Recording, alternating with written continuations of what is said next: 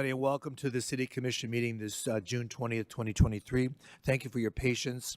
We had a late afternoon meeting and it kind of spilled over in tonight's meeting. Hopefully we can get through a number of these things fairly quickly so we don't keep you here too long. For those of you who are here for the first time, welcome to the City of Fort Lauderdale. It's our new venue. We've taken over Parker Playhouse. Unfortunately, the performances here won't be as entertaining as the ones you normally are coming here to attend. Oh, yes, they will. Oh, yes, they will. Yes, they will. Everything will be unscripted because there is a writer's strike. So anyway, we begin our meetings with the Pledge of Allegiance. So I'd ask you all to please stand and join me with the pledge. I pledge allegiance to the flag of the United States of America and to the republic for which it stands, one nation, under God, indivisible, with liberty and justice for all. Thank you. Please be seated. I'd ask you all to please join me in a moment of silence. And tonight in particular, a friend of the community, Michael Ahern, passed away. So please keep him in your thoughts.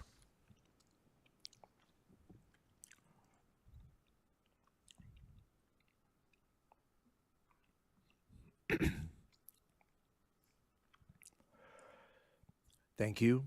Now I'd ask the clerk to please call the roll. Commissioner Herbst? Present. Commissioner Glassman? Here. Vice Mayor Beasley Pittman? Here. Commissioner Sturman? Here. Mayor Trentalis? Here.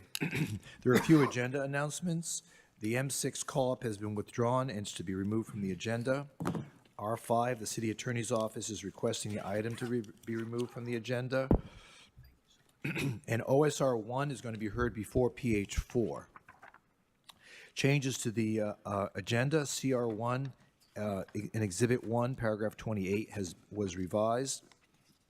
In R10, Exhibit 5 and 6, the last whereas clause and in Section 2 of the resolutions were revised. PH 4, Exhibit 2, agreement was revised to add paragraph 14 and to add Exhibit B. And OFR 1, Exhibit 8, all right, pages 3 through 31, 33, 36 to 37, 39 to 40, 42, 44 to 46, 47 to 49, and 50 to 57 were all revised. I guess those are in a backup, which you can, I believe, have been emailed to everybody. I'm sorry, Mayor, you said CR1? That was CR1, Exhibit 1, paragraph 28 has been revised. Okay. Is that what we have in front of us? That's M1 revised, okay. Okay, with that having been said, would someone like to move to approve the minutes and the agenda as amended? So moved. Second. It's been moved and seconded. Please call the roll. Vice Mayor Beasley Pittman? Yes. Commissioner Sturman? Yes. Commissioner Herbst? Yes. Commissioner Glassman? Yes. Mayor Trentalis? Yes, and the minutes and the agenda as amended have now been approved. So now we come to the fun part of the meeting before we begin with the regular business. We have various presentations that we like to make at the beginning of the meeting.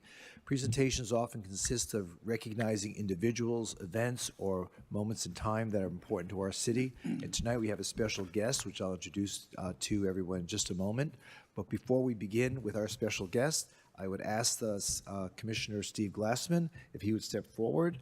And he has a presentation, a proclamation regarding the Gay Men's Chorus of South Florida Day. Commissioner Glassman. You want to turn your mic on? Yes, thank you, Mayor. Have some wonderful guests with us. I'm going to go through this list. Hopefully everyone was still able to make it through the delay.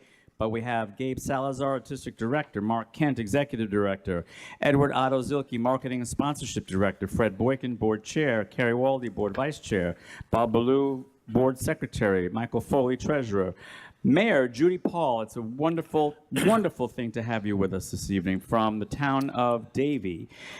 Eric Eldridge, board member, and by the way, Mayor Paul is a member of the Board of Directors, as is Eric Eldridge, as is Johnny Mejia, as is Bill Spinoza, Ronnie Arden, Tom Nichols, Tony Corrente is the chorus president, and Doug Lieb is the office manager. Thank you all for being here with us this evening. So it is my pleasure to read this proclamation from the office of the mayor City of Fort Lauderdale, in celebration of the Gay Men's Chorus of South Florida. Whereas the Gay Men's Chorus of South Florida is bringing Disney Pride in concert to Fort Lauderdale, these two magical concerts of Disney music for Pride Month will occur on Saturday, June 24 and Sunday, June 25, right here at the Parker. And whereas Disney Pride in concert will feature new arrangements that celebrate LGBTQ plus life, love, family, and pride through timeless songs from the Disney Songbook, curated video clips from the Disney Vault, and the personal life experiences of local chorus members. And whereas, incorporated in 2010, the Gay Men's Chorus of South Florida has evolved from humble beginnings to become the most prominent LGBTQ plus chorus in the southeastern United States. And whereas throughout the years, the Gay Men's Chorus of South Florida has merged and consolidated with organizations such as the Voices of Pride, the Gay Men's Chorus of the Palm Beaches, South Florida Lambda Chorale, and most recently, the Fort Lauderdale Gay Men's Chorus. And whereas the Gay Men's Chorus of South Florida has gained respect and admiration from audiences of all orientations and backgrounds, membership has grown exponentially, gathering more than 170 members over the last 13 years. And whereas in recent years, the Gay Men's Chorus of South Florida has become a musical force in South Florida, with performances reaching 20,000 people. As the chorus enters its second decade, critics have acclaimed the group's performance quality and concert innovations, and whereas the city is proud of the Gay Men's Chorus of South Florida for its civic engagement, commitment to the cultural arts, and promoting a world that accepts and values diversity. Now, therefore, we, as city commissioners of the city of Fort Lauderdale, Florida, do hereby proclaim June 24, 2023 as Gay Men's Chorus of South Florida Day in the city of Fort Lauderdale, and commend the Gay Men's Chorus of South Florida for building community through quality musical performances, dated this, the 20th day of June, 2023, and signed by our mayor, the Honorable Dean J. Trentalis. Who would like to say a few words? Who would like to say a few words? Please, say a few words. Mayor, we're so honored to be part of this presentation tonight and that you have recognized us. The Gay Men's Chorus of South Florida has now opened ourselves up. We have trans people in our chorus. We have women in our chorus. We only have one requirement for membership, and is that you can sing. You can sing a tenor or a bass line. We're having 2 concerts this weekend. Oh, it's going to be beautiful, beautiful two concerts on Saturday night and Sunday right here at the Parker. If you still want to have go to Ticketmaster and get tickets for us, we would love to see you. It's going to be a fabulous, magical weekend, and we always appreciate all the support that we get from you and the city. Thank you so much. Thank you so much. And thank you, Mayor Paul, for being here tonight. Mayor Paul, do you sing soprano? You want to sing soprano? Well, we have a special section for you. Okay. Thank you. Again, the performances will be this weekend, Saturday and Sunday, right here in the Parker Playhouse. And thank you, folks, for being here tonight. We really appreciate it. Now for our other special guest, we invite Marty Keir, who is our Broward County property appraiser. Marty, thank you for being here tonight. Thank you so much. We know you have good news every time you come here. I do. Thank you so much, Mr. Mayor. I really, really appreciate it. And it's so good to see you and everybody up here.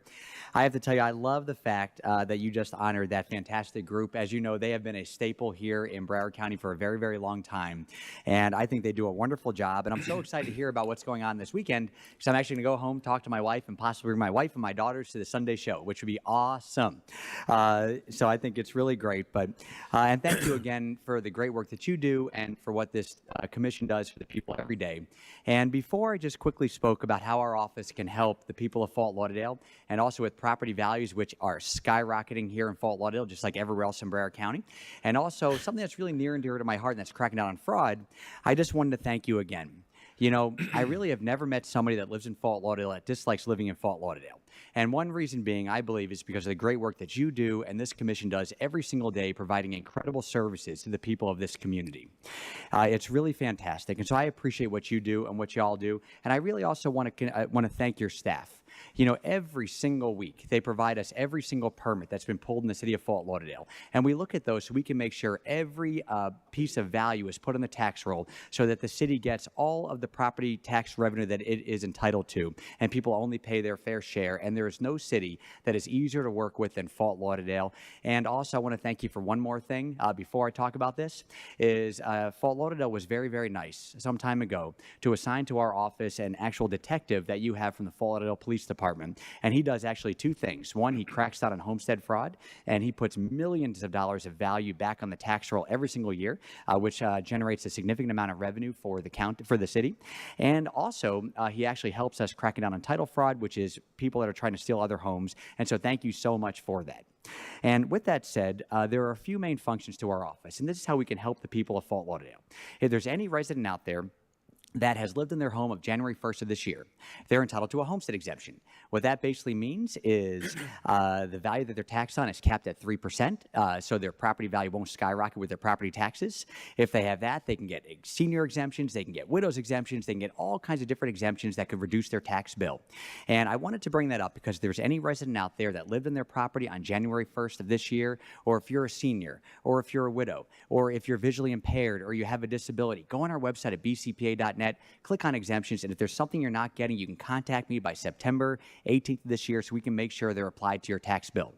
The most important thing that we do is we determine the value of all property. And the amount of property taxes that somebody pays is a relationship between the value of the property that our office sets and the tax rate set by the local governments. So the higher the value of the property, the more taxes people pay. The lower value of the property, the lower amount of taxes they pay. And the most important thing our office wants to do is just make sure we get it right. And I've said this before, Broward County is a humongous place. More people live here than 13 states, the District of Columbia, and all U.S. territory except Puerto Rico. It is large. And we appraise more parcels than exist in many states. And when we appraise a parcel, we look at what did that property look like on January 1st. So when your November tax bill comes out, is what was it like on January 1st? And I always tell everybody, go on our website at bcpa.net.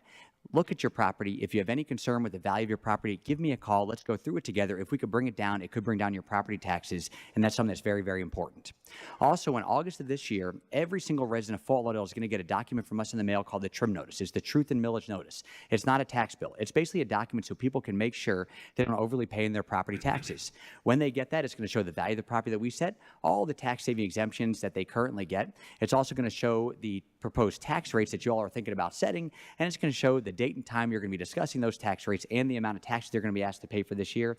If anybody has any concerns with the value of the property or they're not getting every tax-saving exemption they're entitled to, give me a call. Let's go through it together. We'll make sure your value is correct, and if we can lower it, we will, and we'll make sure we apply all exemptions so they'll be reflected in your tax bill. The other thing I wanted to quickly talk about, Mr. Mayor, is where property values are right now in the city of Fort Lauderdale. And just like everywhere else in Broward County, they are skyrocketing. And they are. And the reason being is people are coming from all over the world. They're coming to Fort Lauderdale and they're paying top dollar for properties. And as you note, throughout the county, there's really not a whole lot of inventory. There's not a lot of places to build. I mean, you can build up, but you really can't build single-family homes. And when you have little inventory and a very desirable place to live, people are coming in from all over the world and they're paying a lot of money to come here. And right now, if you took, well, in 2022, if you took all the commercial and residential real estate and you sold it on the open market in Fort Lauderdale, you would get right about $66.5 billion. Fast forward 1 year, there's been a 14.9% increase in market value to right about $76.4 billion. That is a big increase because people are paying a lot of money for properties and there's a lot of new construction. The taxable value is the value that you're actually utilizing right now, that you're going to set your millage rate on, which is going to determine the amount of money that you need to provide great services to the people of Fort Lauderdale. And in 2022, the taxable value was right about $48.8 billion. Fast forward 1 year, there's been an 11.7% increase in taxable value to right about $54.5 billion. And to give you an idea, if you keep your millage rate the same, which is right about 4.1193, that'll bring in an additional $23,538,770 more this year than last year that you can use to provide great services to the people of Fort Lauderdale. Now, something that's, it is, thank you very much. And something that's exceptionally important is the vast majority of that new revenue is not being paid for by your existing property owners, because the vast majority of people, 38,561, are homesteaded property owners. So the value they're taxed on is capped at 3%. The majority of that new revenue is being paid for by new construction and people coming to Fort Lauderdale as new homeowners and paying top dollar for properties. And to give you an idea, this year, the city of Fort Lauderdale put about $979 million of new construction on the tax roll. That's a significant amount countywide. To put that in perspective, countywide, there's been about $3.7 billion of new construction. So Fort Lauderdale has more than 1/4 of all the new construction in Broward County. And the biggest new construction projects that were approved that were put on the tax roll, there was a 374 luxury high-rise that we put on at $159 million. You also had a beautiful Four Seasons, which was fully constructed, which is both condos and residences. That's for $85 million. You have an AC Marriott that was put on by $31 million, and the other two largest ones were single-family homes, one for $19.3 million and one for $15.3 million. Those were the largest new construction projects in Fort Lauderdale. As I said before, you've had 38,561 homesteaded property owners that have a homestead exemption. You have 2,124 low-income seniors who receive a low-income senior exemption.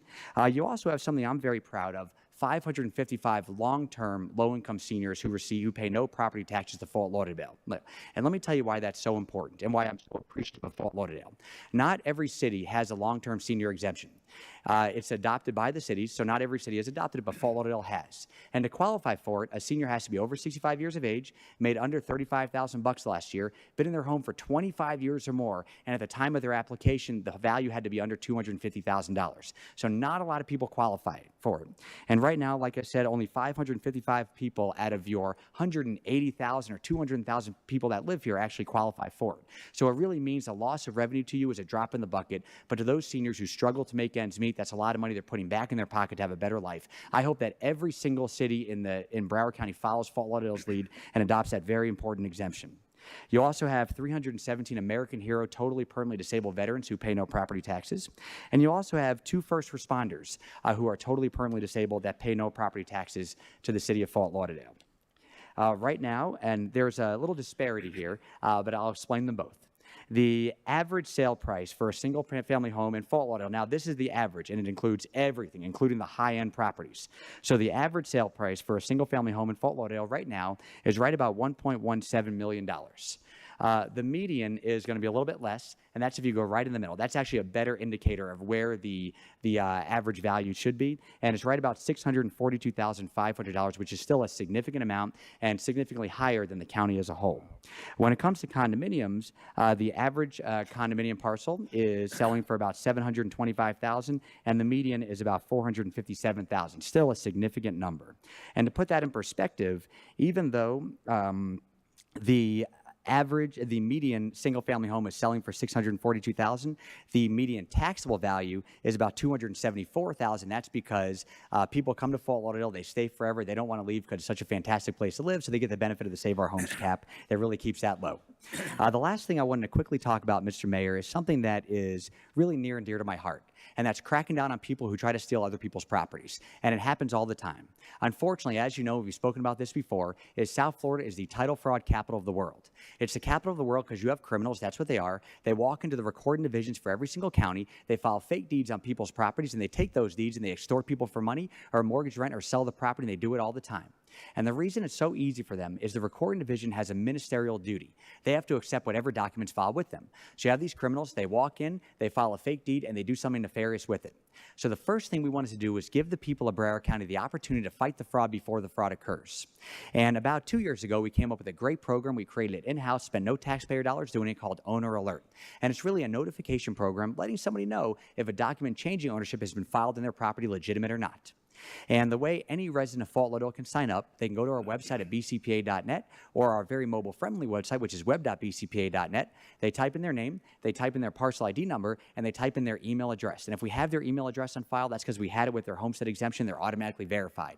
If we don't, they have to upload their Florida driver's license or Florida ID. If they don't have that, they have to upload a utility bill or something proving ownership. And then if any document, legitimate or not, is filed changing ownership in their property, they'll be notified instantaneously so they can fight the fraud before the fraud occurs. When we implemented this until now. We've had 200,000 people sign up for Owner Alert to get emails. A month ago, we actually instituted a text message component to it, and we've had more than 30,000 Broward residents sign up to get a text message. And there are some people in Broward County that may not have access to emails or a phone, and so they can actually, if they want, get a hard copy in the mail as well, letting them know if something is changing ownership. And when we started doing this, we started getting alerted by people. Residents would call me and say, Marty, I got this alert, your owner alert, and I didn't make this change of ownership. And then we got more and more and more. And we realized that there was a real problem here in Broward County about people preying on the people of Broward County and stealing their properties. And so last year, we came up with an idea. And we wanted to create a new division in our office called our Crimes Against Property team. And I wasn't sure if I could do it because we're property appraisers. We're not law enforcement people. We can't issue probable cause affidavits or issue warrants or arrest people. But I knew we had all this information that could help put the bad people in jail. And so I wanted to work with law enforcement, build criminal cases, and put people in jail who are stealing other people's properties. So we went to the Department of Revenue and asked for this permission. And they said, okay, we'll let you all be the guinea pigs for the rest of the state and see if you all, what you all do. And so they gave us their permission. The county commission then funded it. I then went over to see my friend Sheriff Tony. And I spoke to Greg Tony and I said, Sheriff, this is what's going on in Broward County. Can we work together? And he goes, Marty, let's enter into an interlocal agreement to work together. And not only will we do that, but I'm going to assign a sheriff's detective solely to work with your office, to be housed within your office, that's going to help you actually arrest people, issue probable cause affidavits, and actually really bring these people to justice. Then, of course, the city of Fort Lauderdale allowed Anthony, who does our homestead fraud, who's a Fort Lauderdale detective, to also work on deed theft cases as well, which is fantastic, and that's been very helpful. And then I went over to see our state attorney, Harold Pryor, who's another great friend doing a great job. And I explained to him the situation. And he goes, Marty, not only will we enter into an interlocal agreement to work together, but I'm going to assign an assistant state attorney to work with your office to prosecute the people that are doing this. And I thought it was fantastic. And so over the past year, we've actually investigated about 185 individual people in different rings that are trying to steal lots of properties. Right now, we have 52 active investigations. We've arrested about 17 people so far. We have many, many open warrants, many people who are going to be arrested, and we've been able to recover millions upon millions of dollars of stolen property and return that back to the taxpayers. And let me just give you an example of how smart these people are. I'm just going to give you 3 quick ones. And I think it's very important because it shows the lengths that these people will do to try to prey upon the people of our communities. The first one dealt with 2 wives. They were a married couple. One of the wives worked for one of our hospital districts. The other wife worked in the real estate industry. The wife that worked in the hospital district would find out what people would pass on. She would then take their personal information, including their social security numbers and other confidential identifying information, and give it to her wife in the real estate industry, who would find out if they had property in Broward County and if they had heirs here. If they had property and no heirs, they'd file fake deeds on the properties. They would sell the properties on Zillow, mortgage the properties, rent the properties. They profit in the amount of millions of dollars, but because of our partnership with the Broward Sheriff's Office and with the City of Fort Lauderdale Police Department, we were able to arrest them. They were prosecuted. They were found guilty, and Sam, I'm happy about, even though they are a married couple, they're spending their time in different prisons, which is a good thing. Another example, there was a man, he hasn't yet been convicted, but I believe he will be. And he wasn't from Broward County, he was from Miami-Dade County. And he somehow found out that there was a senior that was bedridden that owned a 5-acre parcel in Southwest Ranches. And what he did was he was very smart. He actually filed a fake corporation with Tallahassee, made the officer and director of that corporation the sick bedridden man.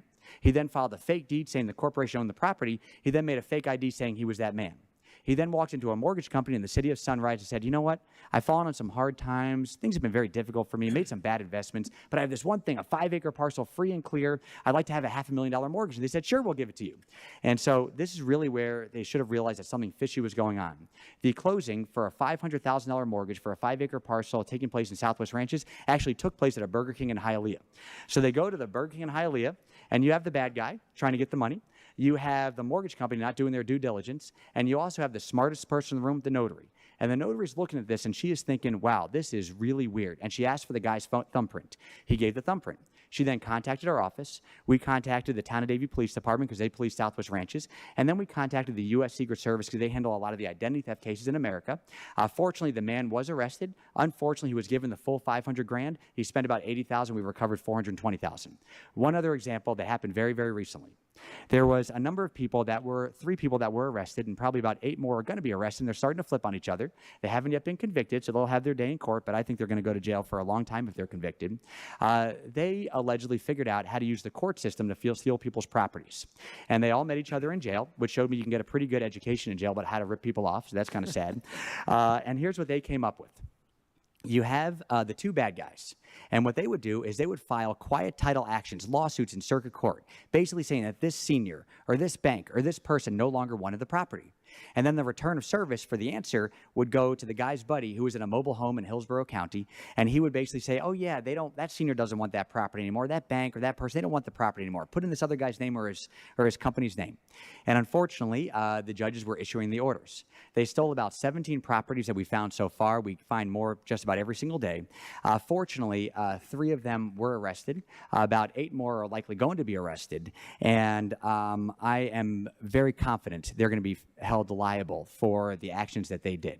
And I wanted to just bring those stories up. Those are just a few of the many stories that we have. But I wanted to bring them up for a couple reasons. One, I hope every single resident of Fort Lauderdale signs up for our Owner Alert program because it's your first line of defense to making sure that somebody can't steal your property. And I also like to scream about this stuff from the rooftops because I want anybody that's potentially watching, that's thinking about doing this, to know that if they do this, they're not welcome in Broward County, and we're going to work very hard to make sure they serve a long prison sentence. With that said, Mr. Mayor, I appreciate so much you having me today. And I know I've went on and on and on. I've had 5 cups of coffee, 2 Red Bulls, and a Diet Coke. I'm a little wired. I'm very pumped up, and I get very excited about property stuff. But thank you so much. Appreciate it. Is there any questions that y'all have? Mr. Kyer, Dr. Sturman. I understand you had a birthday recently, right? I did. Happy I birthday, was so guy. excited. Thank you very much. Yesterday, I went to my special birthday dinner. For the past 20 years, I've been doing the same thing. I go to McDonald's only once a year. And yesterday, I had 2 20-piece chicken nuggets, 2 large fries, a bacon double cheeseburger, a hot fudge sundae with nuts, a large vanilla milkshake. All the food my kids didn't eat. Sweet and sour sauce, brought my own bottle of ketchup, and a Diet Coke. And that was awesome. To give you an idea, my meal alone, just for me, cost me $65. You know how much food you get at McDonald's for $65 for one person? But it was fantastic. They should have been suspicious. Oh, yeah, it's true. I will be back in 1 year. I can't wait. But thank you so much. I appreciate it, Warren. Thank you. Thank Anybody you, Mr. Mayor. else? Thank you, everybody. All good? Yes, yes. Thank you, Marty. Thank you. Appreciate it. And next year, we ask that you come back with another $23 million.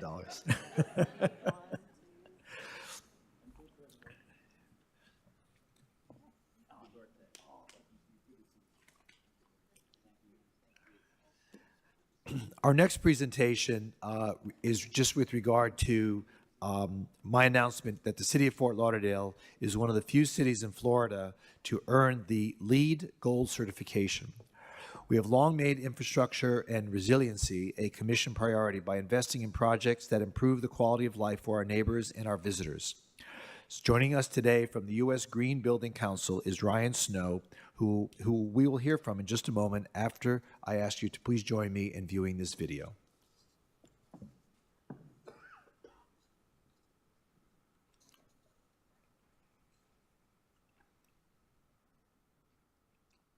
The city of Fort Lauderdale is proud to announce that we are now a LEED Gold certified city. So what does that mean?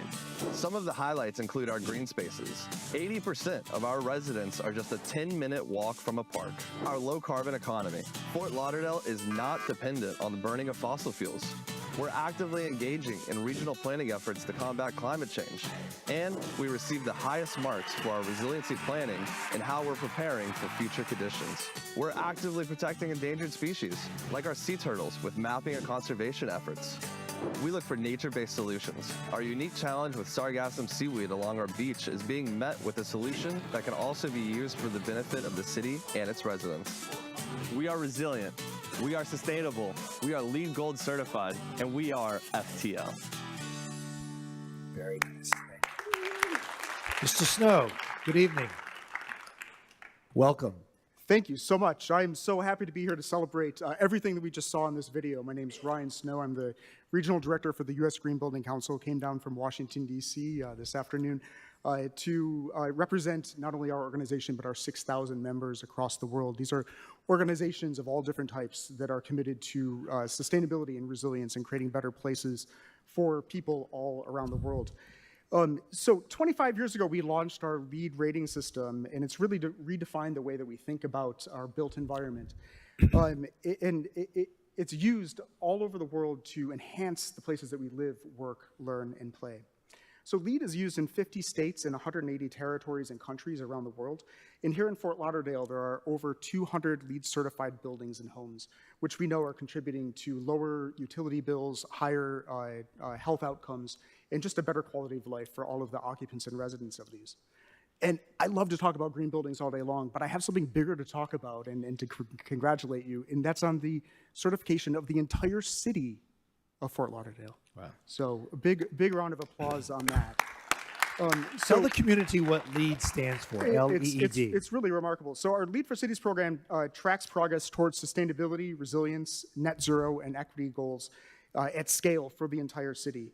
It helps local leaders, all of you here and folks in this room, to operationalize responsible, sustainable, and specific plans for natural systems, energy, water, waste, transportation, and all of the factors that we saw that increase quality of life in the video.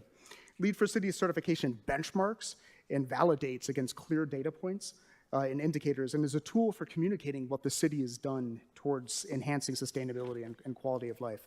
So by earning the certification, the city of Fort Lauderdale demonstrates a strong commitment to transparency and continual improvement to enhance that quality of life for its residents, visitors, and neighbors alike. So why is this special? The city of Fort Lauderdale is one of only 130 cities or local governments in the entire world to achieve this certification. Wow. In the video, we saw a lot of the reasons and the ways that the city was able to achieve this LEED certification. In particular, attention was paid to natural resources and resilience, which we know because we're in this room rather than City Hall. Resilience is really important here locally. Many of the initiatives also impact our most vulnerable residents here in Fort Lauderdale. For example, the remediation and the repurposing of Wingate to bring new economic life to the city. And then there's also a lot of innovative projects for securing sustainable water resources for the residents. So, Mr. Mayor, all of the city commissioners, the city manager, and all of the city employees who contributed this, we congratulate you. And you really have raised the bar and really shown exactly what we should be expecting from our cities and communities around the world.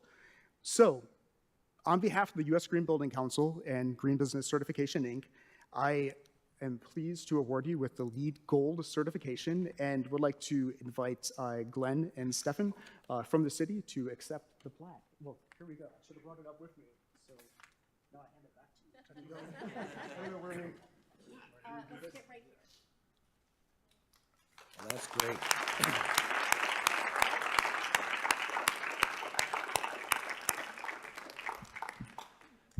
And Mr. Snow did travel all the way from Washington to be here tonight to be able to present this award and give this recognition. So we're very flattered that you took the time and made the effort to come here, and we thank you for recognizing our community as being as resilient as it is.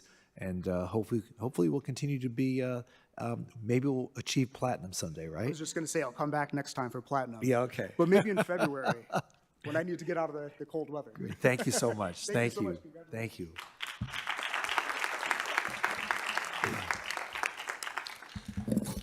So this next presentation, I'm honored to be able to present myself. This is a proclamation declaring Stronger Than Cancer Day in the city of Fort Lauderdale. And I would ask that Christian White and Jackie Ramirez with Gilda's Club of South Florida, if you could please join me at the podium.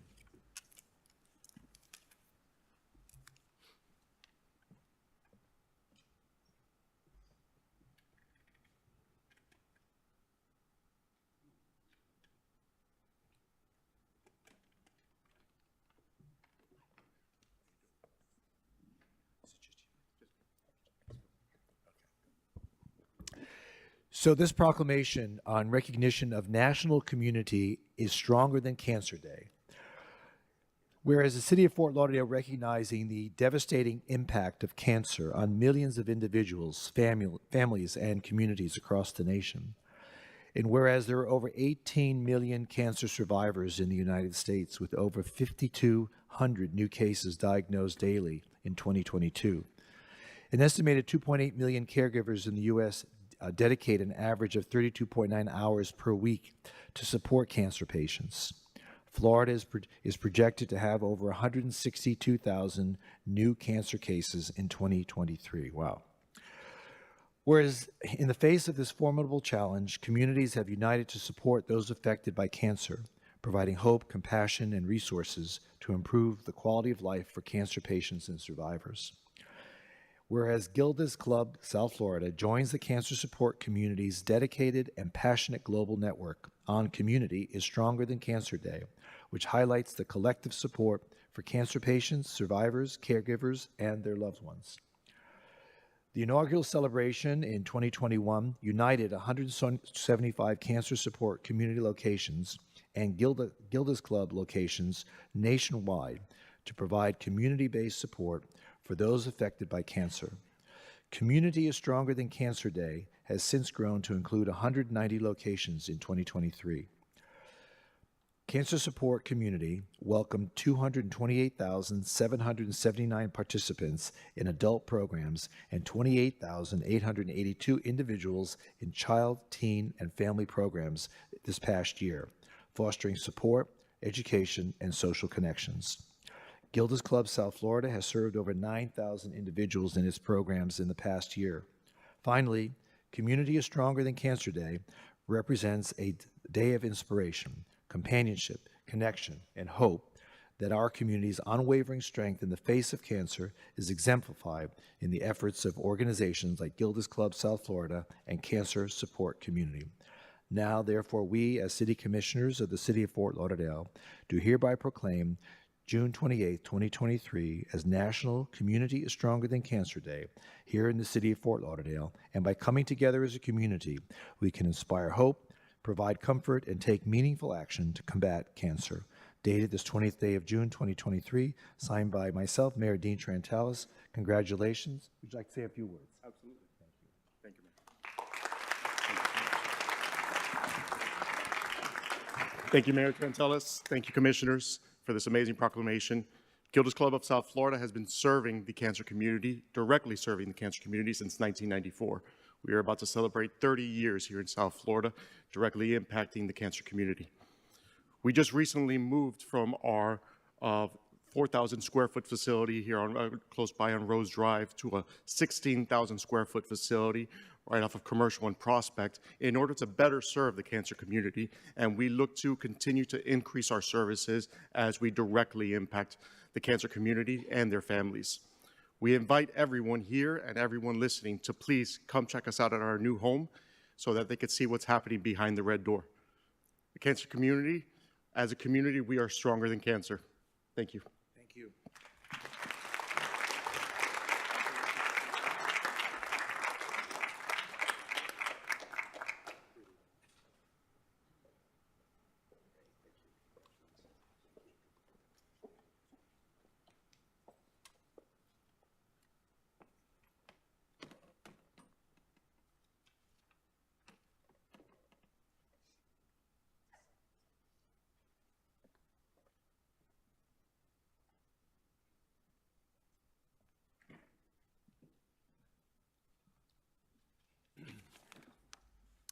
Last but certainly not least, I'd like to begin our next presentation. And it is to recognize and thank those volunteers within the nonprofit and faith-based communities. We are incredibly grateful for these organizations who, without hesitation, came to the city's aid to selflessly help those residents in need after April 12 floods in our city. This event created a challenge for the city to a magnitude we have not experienced in recent history, and some neighborhoods are still in the process of recovery. Now I'd like to turn the presentation over to Vice Mayor Pam Beasley Pittman and Commissioner Warren Sturman, who represent the areas in the city that were significantly impacted. Vice Mayor and Commissioner, please make your way to the podium and please begin the presentation. Thank you, Mayor. We're already here. There we go. Good evening, everyone. As we know, our city experienced just a terrific rainfall, stormfall, and as we've heard so much, that once in a 1,000-year event back in April. And through it all, our city experienced so many organizations, individuals, and faith-based churches that came to our rescue. They came to help us, and a lot of them reached out before we were able to even reach out to them. So at this time, we want to acknowledge a few that were so hands-on with the community at a time when things were just so difficult and was a challenge, and we want to acknowledge them at this time. Commissioner Warren Sherman is going to also say a few words before we bring down the individuals we're recognizing. Thank you so much. Hey, in a minute, the Vice Mayor is going to read out the names of the organizations and individuals, and just want to say one quick word. We have great beaches, museums, theaters, but in moments like this, it's the people in the community that are our greatest natural resource. I can't be any prouder to be part of this community today. Thank you, Vice Mayor. I'll be right back. So at this time, we would like to call the following individuals. We have close to 30 representatives here. So as I call the organization, please make your way to the left side of the stage, please. And please come onto the stage to receive. Yes, please. Yeah. Feeding South Florida, COSAC Foundation. If you could please come up onto the stage. If you can make your way to the left side of the stage, please. As we call your name once again, that's Feeding South Florida, COSAC Foundation, Porilla, Westwood Heights Elementary School, Insurance Care Direct, Action for Literacy, the Salvation Army of Broward County, Global Impact Mission, JetBlue, RACPAC, Good Man Jewish Family Services, Hope Florida, A Pathway to Prosperity, Henderson Behavioral Health, Homeless Education Assistance Resource Team, HEART Program for Broward County Public Schools, Christian Life Center, New Hope Missionary Baptist Church, Florida Health Broward County, Samaritan's Purse, Team Ribaco, what is it? Rubicon, Team Rubicon. Volunteer Leadership Council,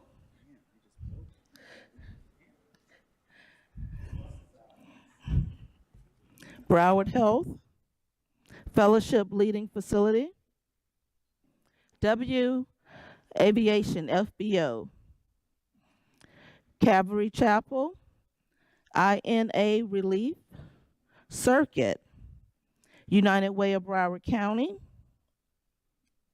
American Red Cross of Broward County, Showering Love Incorporated. Also, William C. Morris, post number 36, the American Legion.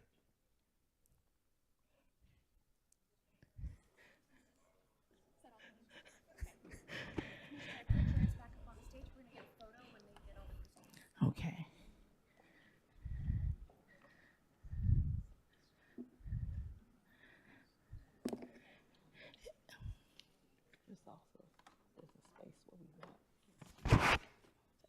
To come up and say something after he gets his. Yes. So after we take the photo, we'll ask him to Okay. say something.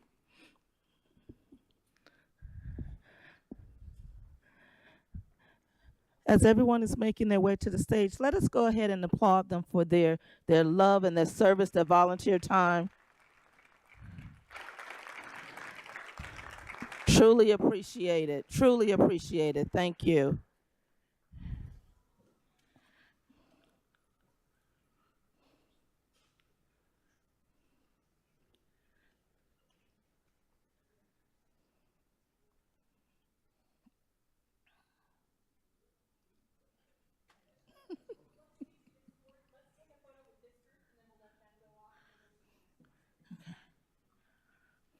You want me to?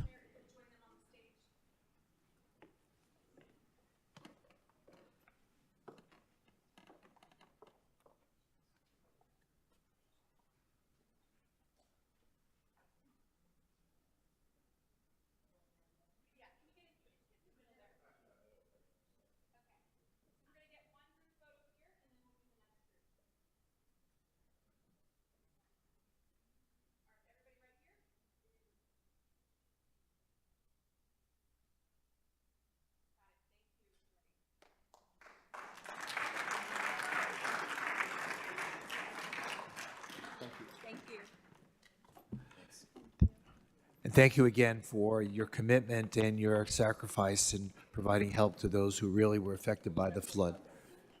They're leaving, so I want to thank them. Thank you.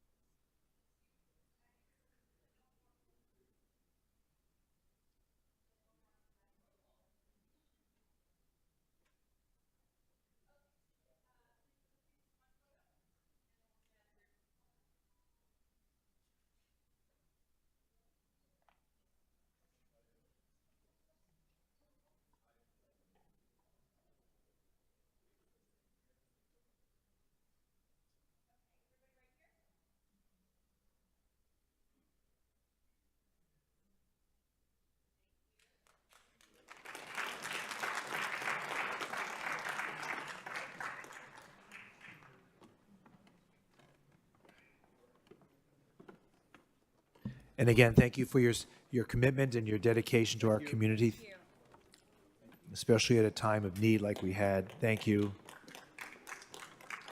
Don't I get a hug? No, it's okay. That's fine. Thank you.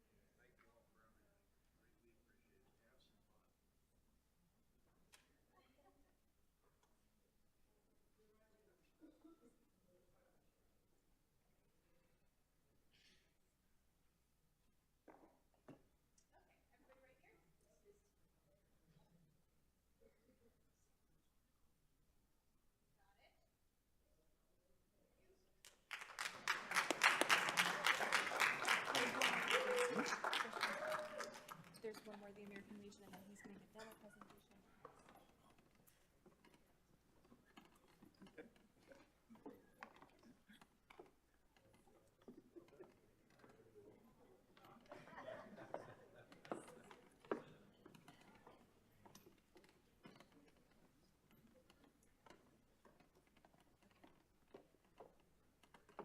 So this is the gentleman who has a presentation. He has not been given his crystal yet. Okay, The commissioner has it.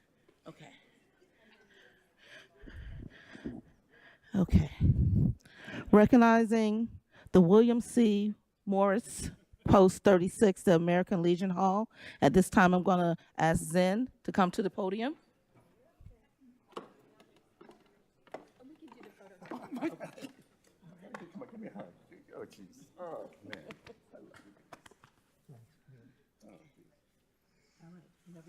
Mr. Mayor, my name is Zane Kelleher, sir. I'm the commander of Post 36, the American Legion, your only American Legion post in the city of Fort Lauderdale. It's a centennial post. We're over 100 years old. We were chartered in 1919. Fleet Week is a big thing for our city, and you folks have stepped up to the plate when we needed you. I have a certificate here of appreciation when you folks provided a bus for transportation to come down to the port and pick up sailors coming to our post for festivities. Appreciation for recognition of your service, providing transportation to the post and our sailors. Thank you very much. I appreciate it. Thank you. The Vice Mayor is right behind you. The Vice Mayor is right behind you. She can accept that on behalf of the city. The Vice Mayor is right behind you. Okay. Thank you. Thank very you, much. ma'am. Thank you. That's very nice of you and very thoughtful of you. Thank you so much. We appreciate that. Thank you. Thank you for your support. Come on up stage. You have to come on stage just for one picture. Oh, okay. We have last picture. Come on, guys. There's going to be one more after.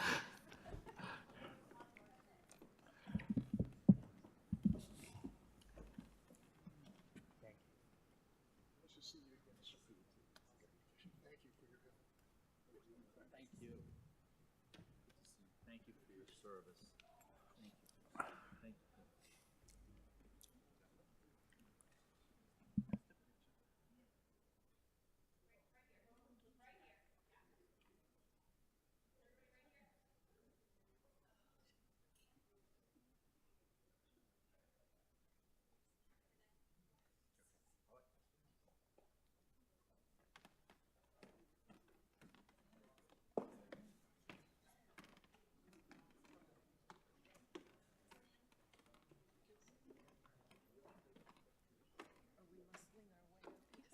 Yes, please. Thank you.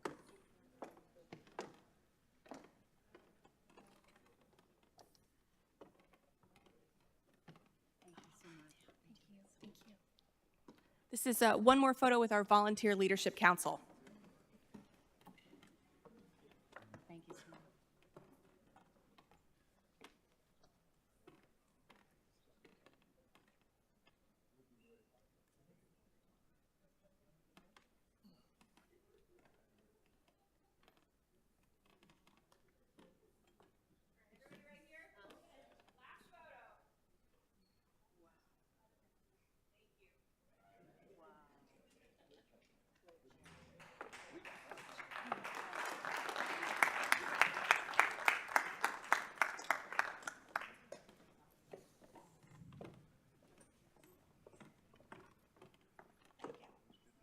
Commissioner Sturman, does that complete the presentation?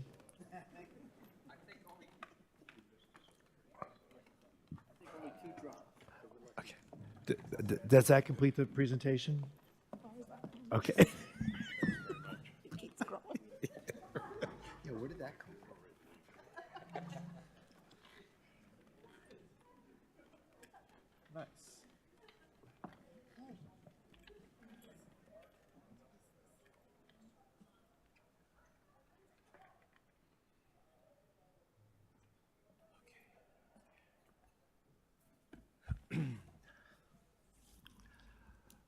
Okay, very good, and thank you for your patience. Now I'd like to proceed to the regular agenda. We start with our consent agenda items. At this point, I would ask a member of the commission, every member of the commission, if there's a consent agenda item they would like pulled. Otherwise, and we'll vote on that separately. Otherwise, we vote on all the consent agenda items at once. If there is an item that you're here for tonight that has not been pulled, I would ask you to please make yourself aware so that I can invite you to speak on that item before we vote on all the rest of the items. So Commissioner Herbst, do you have any items you'd like to pull? None. Vice Mayor? None. Commissioner Glassman? None. Commissioner Sturman? None. And I have none. Is there anyone here who's asked to speak on any of the consent agenda items? Let me check. I see one, Mr. Cox, but that's only for questions. Okay, that's it. So with no one having pulled any consent agenda items, do I hear a motion to approve all the consent agenda items? So moved. Second. Please call the roll. Vice Mayor Beasley Pittman, Yes. Commissioner Sturman. Yes. Commissioner Herbst. Yes. Commissioner Glassman. Yes. Mayor Trentalis. Yes, and all those consent agenda items are now approved. So thank you. If you're here for any of those items, you're welcome to leave. Otherwise, you're also welcome to stay and be part of the rest of the meeting. Moving on to motions. M1, motion approving an event agreement and related road closures for We the People March. Do I hear a motion to approve? So moved. Do I hear a second? Second. Mayor, there was a last-minute revision. They're no longer closing the fence on Southwest 4th Avenue. They're only fencing behind the stage. This is on the handout you gave to Yes. us? Okay. So if we could move that as amended. Moved as amended. amended. Okay. Second. Okay. Do I hear a is that second? Second. Second accepts that? Okay. Please call the roll. Vice Mayor Beasley Pittman. Yes. Commissioner Sturman. Yes. Commissioner Herbst. Yes. Commissioner Glassman. Yes. Mayor Trentalis. Yes, and M1 is approved. M2, a motion approving an interlocal agreement between, with Broward County to construct a redundant effluent force main. Anyone have any questions? There being none, someone like to move the item? Moved. Second. Been moved and seconded, please call the roll. Vice Mayor Beasley Pittman. Yes. Commissioner Sturman. Yes. Commissioner Herbst. Yes. Commissioner Glassman. Yes. Mayor Trentalis. Yes, and M2 is now approved. Moved on to M3, motion approving an agreement for an HVAC installation, maintenance, and/or repair services, S&R Engineering Group, LLC, DBA Air Changes Mechanical, for $1,500,000. Does anyone have any questions with regard to this item? There being none, would someone please like to move the item? Moved. Second. Been moved and seconded. Please call the roll. Vice Mayor Beasley Pittman. Yes. Commissioner Sturman. Yes. Commissioner Herbst. Yes. Commissioner Glassman. Yes. Mayor Trentalis. Yes, and M3 is now approved. M4, motion approving an increase to the Stormwater Master Plan Modeling and Design Implementation Continuing Contract Cost Capacity with Hazen and Sawyer, $9,600,000. Anyone have any questions? There being none, would someone like to move the item? Moved. Do I hear a second? Second. Moved and seconded. Please call the roll. Vice Mayor Beasley Pittman. No. Commissioner Sturman. Yes. Commissioner Herbst. Yes. Commissioner Glassman. Yes. Mayor Trentalis. Yes. M5, motion approving the First Amendment to the lease agreement between. Mr. Mayor, Yes. sorry to interrupt. Staff would like to ask if you can push that to the next meeting. If we could, M5? yes. Do we need a motion for that, Mr. Spence? Yes. Okay, so M5 will now be deferred to our next meeting, which would be to July 5th, correct? Okay. Correct. M6 has been removed.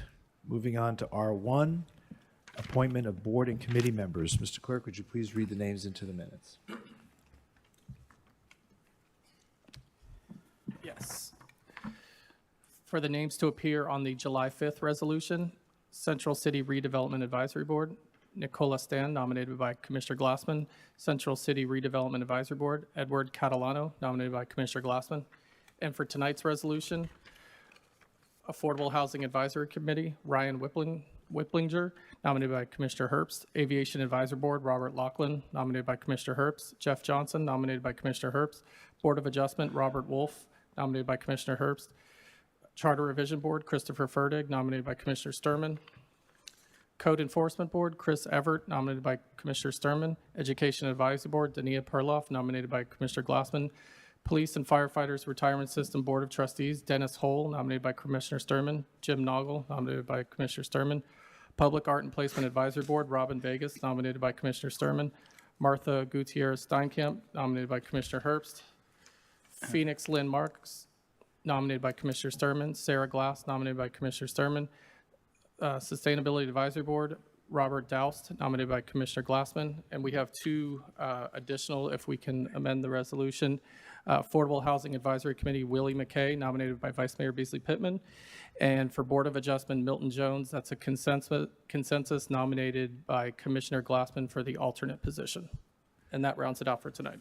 Okay. Mayor, I have a question. I thought, and maybe it wasn't submitted, but I just want to make sure, because I had requested Janet Gaultieri for the Education Advisory Board. Will that be on July 5th? That'll be on July 5th. Because you mentioned July 5th, but I don't think you mentioned her name. It's because it's not consensus. That's one of your appointments, so it would just go on to the resolution. Okay, but she'll be on July 5th? Yes. Okay, thank you. Thank you, Mayor. Okay, any other modifications or comments? If none, would someone like to introduce the resolution as amended? Introduced. A resolution of the City Commission of the City of Fort Lauderdale, Florida, appointing or nominating, if applicable, board and committee members as set forth in the exhibit attached here and made a part hereof. Vice Mayor Beasley Pittman? Yes. Commissioner Sturman? Yes. Commissioner Herbst? Yes. Commissioner Glassman? Yes. Mayor Trentalis. Yes, and R1 is now approved. R2, resolution authorizing acceptance and recording instruments of conveyance from the Florida Department of Transportation via quitclaim deeds and authorizing the expenditures relative to the closing costs. Anyone have any questions? There being none, someone like to introduce the resolution? Introduced. The resolution has been introduced. Please call the roll. A resolution of the City Commission of the City of Fort Lauderdale, Florida, accepting instruments of conveyance by way of quitclaim deeds from the State of Florida Department of Transportation for parcel 167 and parcel 801 to be used by the City of Fort Lauderdale for the public purpose of restoring and maintaining the waterway of Osceola Creek within the Edgewood neighborhood and authorizing the expenditure of funds relative to the closing of the transaction, repealing all resolutions or parts herewith in conflict with this resolution, providing for an effective date. Vice Mayor Beasley Pittman? Yes. Commissioner Sturman? Yes. Commissioner Herbst? Yes. Commissioner Glassman? Yes. Mayor Trentalis. Yes, and R2 is approved. Moving on to R3, a resolution approving the transfer of the city's interest in a right-of-way located at Southeast First Street to Broward County for the installation and maintenance of improvements in association with the Broward Main Library Plaza restoration and reserving unto the city a utility easement pursuant to section .802 of the Charter of the City of Fort Lauderdale. Anyone have any questions with regard to this item? Just hoping to see it in our lifetime. Keep your snide comments to yourself. Okay. Thank you. Someone like to introduce the resolution? Introduced, Thank happily. you. Thank you. Please call the roll. A resolution of the City Commission of the City of Fort Lauderdale, Florida, approving the transfer of city's interest in a portion of a right-of-way located at Southeast First Street to Broward County pursuant to Section 8.02 of the city charter to install improvements for the main library restoration project and reserving unto the city a utility easement subject to terms and conditions, authorizing the proper city officials to execute the conveyance instruments and providing for an effective date. Vice Mayor Beasley Pittman? Yes. Commissioner Sturman? Yes. Commissioner Herbst? Yes. Commissioner Glassman? Yes. Mayor Trentalis. Yes. That fence has been up there for over 5 years, I think. That's why I said in our lifetime. Okay. Moving on to R4, resolution approving additional compensation under specific circumstances for the mayor and city commissioners of the next city commission following the November 2024 election. Anyone have any questions with regard to this item? There being none, please call the roll. Mayor, we do have just one option that you have to exercise as part of that. The resolution provides for either the difference in the city contribution for eligible versus ineligible, or the amount that's allocated in the investment plan. So we have both in there as an option, and we need the commission to decide which one they'd like to go with. Susan, maybe, I know that we've had this conversation during my pre-agenda staff meeting, but you're recommending cost option one, and maybe if you could just elaborate on the reasons? Yeah, the reason is that from the city's perspective, that means the same contribution is made, the identical contribution for both the ineligible and the eligible folks, as opposed to with the other, we wind up spending a little bit more. It's marginal, but that way it's the same number. And I think that's the fair way to go. So I would, if we have to choose one, Mayor, I would say to approve with cost option 1. Okay. So you're introducing the resolution, and you're suggesting that the commission approve cost option 1. Yes, sir. Okay. Anyone have any questions with regard to that item? There being none, please call the roll. A resolution of the City Commission of the City of Fort Lauderdale, Florida, providing additional compensation for the mayor and city commissioners of the city commissions following the November 5th, 2024 election who are not eligible for renewed membership in the Florida retirement system, who are eligible and have elected to withdraw from membership in the Florida retirement system during the opt-out period and providing for an effective date. Vice Mayor Beasley Pittman? Yes. Commissioner Sturman? Yes. Commissioner Herbst? Yes. Commissioner Glassman? Yes. Mayor Trentalis? Yes. And R4 is approved. R5 is a resolution of the City of Fort Lauderdale affirming that housing constructed by Habitat for Humanity at Broward. Mayor, we're asking for that to be pulled. I'm sorry? We pulled that. That was pulled. I'm sorry. I'm sorry. That was pulled. Right. I have it here. Thank you. R6, a resolution declaring notice of intent to lease city-owned property located at 601 Seabreeze Boulevard, Fort Lauderdale, Florida, pursuant to Section 8.13 of the city charter to the Marine Industries Association of South Florida. Anyone have any questions with regard to that? There being none, someone like to introduce the resolution? Introduced. A resolution of the City Commission of the City of Fort Lauderdale, Florida, providing notice of intent to lease property located at 601 Seabreeze Boulevard, Fort Lauderdale, Florida, 33316 to Marine Industries Association of South Florida, Inc., a Florida not-for-profit corporation pursuant to Section 8.13 of the city charter, providing notice of a public hearing before the City Commission at 6 p.m. on August 15th, 2023, for consideration of the terms and conditions and to authorize execution of the instruments by the proper city officials and providing for an effective date. Vice Mayor Beasley Pittman? Yes. Commissioner Sturman? Yes. Commissioner Herbst? Yes. Commissioner Glassman? Yes. Mayor Trentalis? Yes, and R6 is now approved. Moving on to R7, a resolution of the City of Fort Lauderdale designating the city manager as the certifying officer for environmental reviews pursuant to 24 CFR Part 58 to comply with the National Environmental Policy Act of 1969, as amended, and delegating authority to the city manager to consent to and execute certain agreements and documents related to federal and state grant programs, including but not limited to HUD certifications, funding agreements, participation agreements, satisfaction of mortgages, and any amendments thereto. Anyone have any questions with regard to this item? There being none, someone like to introduce the resolution? Introduced. A resolution of the City Commission of the City of Fort Lauderdale, Florida, designating the city manager as the certifying officer for environmental reviews pursuant to 24 CFR Part 58 to comply with the National Environmental Policy Act of 1969 as amended, and delegating authority to the city manager to consent and execute certain agreements and documents related to federal and state grant programs, including but not limited to HUD certifications, funding agreements, participation agreements, satisfaction of mortgages, and any amendments thereto, and providing for an effective date. Vice Mayor Beasley Pittman? Yes. Commissioner Sturman? Yes. Commissioner Herbst? Yes. Commissioner Glassman? Yes. Mayor Trentalis? Yes. And that resolution is now approved. R8, resolution establishing a homeless advisory committee. Anyone have any questions? Mayor, just in terms of a timeline, when do we expect that we'll be asked for appointees to this? I assume once we establish the homeless advisory committee, so we should probably have our names available for next For meeting. July 5th? Yeah. Okay, great. That's all I need. Thank you. Would you like to introduce the resolution? Introduce. Sure. Yes. Introduce. A, Everyone wants to go home. Introduce. Yeah. Go ahead. a resolution of the City Commission of the City of Fort Lauderdale, Florida, establishing an advisory committee to be known as Homeless Advisory Committee for the City of Fort Lauderdale, Florida, providing for membership qualifications and length of term, providing for the purpose and duties of such committee, and providing for an effective date. Vice Mayor Beasley Pittman? Yes. Commissioner Sturban? Yes. Commissioner Herbst? Yes. Commissioner Glassman? Yes. Mayor Trentalis? Yes, and R8 is approved, and congratulations to the commission for establishing this advisory committee. long time in coming, and perhaps we can respond to a lot of the concerns that have been expressed today by the commission with regard to our homeless situation. R9, a resolution approving and delegating authority to the Chief Procurement Officer to execute an agreement for the lease purchase of LifePack Strikers Sales, LLC, $2,042,742.68. Anyone have any questions with regard to this? We actually have these, correct? We just haven't paid for them, is that right? Mr. City Manager? We are in the process of getting these paid right now. Yes, we have them. We have them, we just haven't paid for them yet, right? We are doing that right now.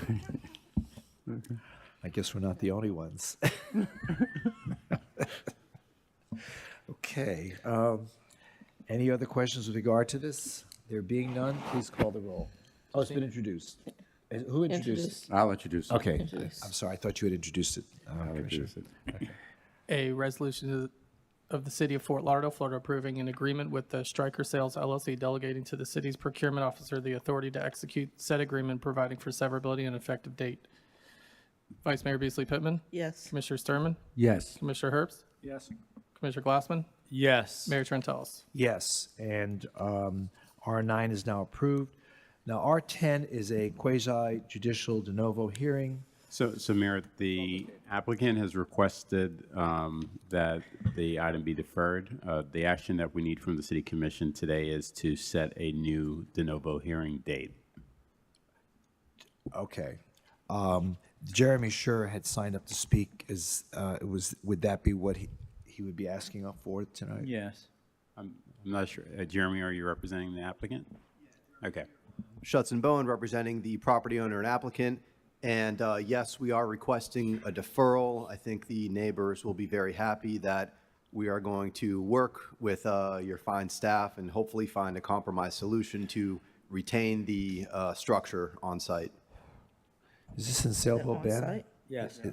In Sailboat Bend, yep. That's what I thought. I remember reading it. Okay. I'm sorry, you said to retain it on-site? Yeah, that's what we're going to attempt to do. Yep. Okay, so someone like to move to defer the item to? Mayor, I think we should look at the second meeting in September. I think it's going to take a little time. There's a lot of intricacies here, and this way it gives everyone a little time, and if we need more time, we can go for more time, but applicants waiving the 60 days requirement, so I think we should go for the second meeting in September. Well, the problem with the second meeting in September, that's a budget meeting, right?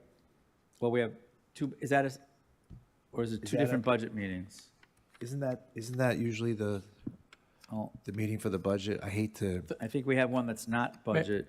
Mayor, the first budget hearing is on a commission day, but the second budget hearing is on its own day. It's on Sunday? No, it's on its own day. Oh. I'm trying to pull it up at the same time. What is this? Hold on, What is the second You've asked meeting a in lot September? of us in the past, but I'm Yeah. What's the second meeting in September? That would be. That would be the 19th. Yes. Is there a budget meeting that night? Is there a Jewish holiday? I don't know. Is there? I I don't have my calendar. September 19th, is there anything going on, City Are you Clerk? an old No, calendar? the second budget hearing is September 13th. So we're good on that. Is there a Jewish holiday? You're asking us? Well, I'm looking at the calendar. I'll look at I don't that know. right I don't have everything Oy memorized. vey. Okay.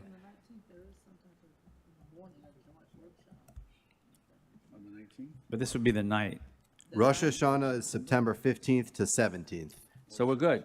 Right, we're good. Thank you. Jeremy Shear. He's the rabbi at the podium. Mazel Thank tov. you, Rabbi. Thank you, I think we're good then for the 19th. Okay, do I hear a motion to defer to September 19th? So moved. So moved. Second? Been moved and seconded. Please call the roll. Vice Mayor Beasley Pittman? Yes. Commissioner Sturman? Yes. Commissioner Herbst? I would just like to offer up one comment. The answer is going to be yes on the deferral, but one of the suggestions that has come to me, and I just want to put it out there for consideration, I've mentioned it to the city manager, is the idea of relocating this to the city's park that's like 2 blocks away.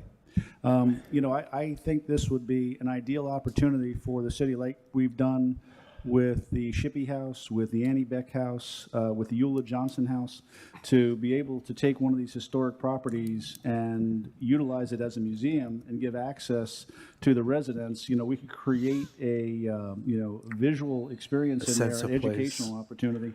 And we've got that park down on, I think it's 14th. right on the river, which would be consistent with, you know, how the house is sited now on the water. It could be easily relocated on a barge. You know, the Shippey house was problematic when we trucked that down and we had to take down all the power lines and everything else. So I would just like to throw that out there as a suggestion. I think we could probably use park impact fee funds to help make this happen. So, you know, I'd love to see this house preserved, but I'd also love to see it made available as something for the residents and visitors to be able to go in, see the house, experience it, understand the history of Bigany to the city, and why he's such an important architect. And so anyway, I'd like to, as you all think about this and move forward to September, give this some thought. But again, I vote yes for the deferral. Mayor, I just wanted to. Wait, can we finish the, Of course we finish the can. voting? Yes, we can. Commissioner Glassman? May I talk now, Mayor? Shit. This is what I have to go through, right? All the time, all the time.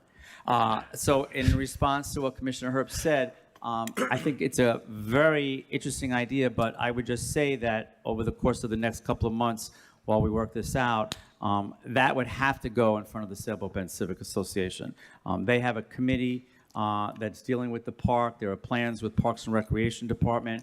So while we might want to consider something like that, that would definitely have to be vetted through the neighborhood so that we know that that's something that they want as well. And that Absolutely, and the Parks and Advisory Board and everybody, Yes. everybody and their grandmother will have to weigh in on it, but. everybody, including the Historic Preservation Board, because that's an archaeological site. Absolutely. So there's a lot to consider there, so it's not as simple as us saying that's a great idea, but we would definitely have to vet it. Thank you. Great idea, but we may not be able to approve it. Yes, so, And I think there's a pool here too. Do you want to move that too? no. Is that a yes vote? I'm voting. Good luck, Mr. Scheer. I'm voting yes, yes, good Thanks, luck. Mayor. I'm voting yes Getting a on the little bit deferral. We said September of 2023. I think it may defer to 2024, but it's okay. I'm voting yes, Mayor, on the Got a deferral to busy December summer. 19th. Okay. Yes. And Mayor Trentalles? Yes. So that item is deferred. Thank you so much for being here tonight. Great, thanks so much. Okay. PH1, the public hearing and motion approving the fiscal year 2023-2024 Housing and Community Development Annual Action Plan. Anyone have any questions with regard to this? There being none, we don't have to close public hearing, do we, Mr. Spence? You do. We do. Well, no one has signed up, but can I hear a motion to close public hearing? Been moved. Do I hear a second? Second. Moved and seconded. Please call the roll. Vice Mayor Beasley Pittman? Yes. Commissioner Sturman? Yes. Commissioner Herbst? Yes. Commissioner Glassman? Yes. Mayor Trentalles? Yes, and public hearing is now closed on PH1. Does someone like to move the item? So moved. Do I hear a second? Second. Please call the roll. Vice Mayor Beasley Pittman? Yes. Commissioner Sturman? Yes. Commissioner Herbst? Yes. Commissioner Glassman? Yes. Mayor Trentalles? Yes. Moving on to PH2, public hearing, an ordinance amending the City of Fort Lauderdale Comprehensive Plan future land use element to update the mixed-use land use designation and floor area ratio. One person signed up to speak, but just for questions, right? Where are you? There you are. Anyone else wish to speak on this item? There being none, would someone like to move to close public hearing? So moved. Do I hear a second? Second. Please call the roll on closing public hearing. What? I just have a question. Do we have to do disclosures for this? No. No, it's legislative. Okay, thank you. Vice Mayor Beasley Pittman? Yes. Commissioner Sturman? Yes. Commissioner Herbst? Yes. Commissioner Glassman? Yes. Mayor Trentalles? Yes, and public hearing on PH2 is now closed. Would someone like to introduce the ordinance? Introduced. The ordinance has been introduced. Please call the roll. An ordinance of the City of Fort Lauderdale, Florida, amending the City of Fort Lauderdale Comprehensive Plan Future Land Use Element Policy, FLU 1.1.9, to change the name of the mixed-use residential future land use designation to mixed use, to amend the description, density, and intensity standards, permitted use and design guidelines of the mixed land use designation, providing for severability, repeal of conflicting ordinance provisions, transmittal to the applicable reviewing agencies, and providing for an effective date. Vice Mayor Beasley Pittman? Yes. Commissioner Sturman? Yes. Commissioner Herbst? Yes. Commissioner Glassman? Yes. Mayor Trentalles? Yes, and PH2 is now approved. PH3, public hearing and ordinance amending the City of Fort Lauderdale Comprehensive Plan future land use map designation from medium-high residential to mixed use for 200 and 400 Corporate Drive. Mayor, I apologize on this particular item. It's a small-scale amendment, so I would advise disclosures. I know we did not put quasi-judicial on the agenda, but Okay, so this is PH3? PH3, correct. Okay. Commissioner Herbst, do you have any disclosures on this item? Yes, I met with Nectaria on this one. Okay. Vice Mayor? None. Okay, I do believe I spoke with Nectaria on this as well, who represented the applicant. Commissioner Glassman? Thank you, Mayor. So, Mr. Spence, I just want to make sure that we're doing disclosures on this, but we still don't have to do them for the item before? Correct. The item before was a text amendment that added a new mixed-use district. This item is applying or changing the land use designation of a particular property to that new mixed-use district. Okay, thank you. Mayor, I met with Nectaria Chakas on January 25th, 2022, and January 10th, 2023. Thank you. Commissioner Sturman? None. Okay, and, okay. Nectaria is the only person who signed up to speak, which is for questions only. If there's no one else signed up to speak, someone like to please move to close public hearing? So moved. Second. Been moved and seconded. Please call the roll. Vice Mayor Beasley Pittman? Yes. Commissioner Sturman? Yes. Commissioner Herbst? Yes. Commissioner Glassman? Yes. Mayor Trentalis? Yes, and public hearing is now closed on PH3. Someone like to introduce the ordinance? Introduced. Been introduced. Please call the roll.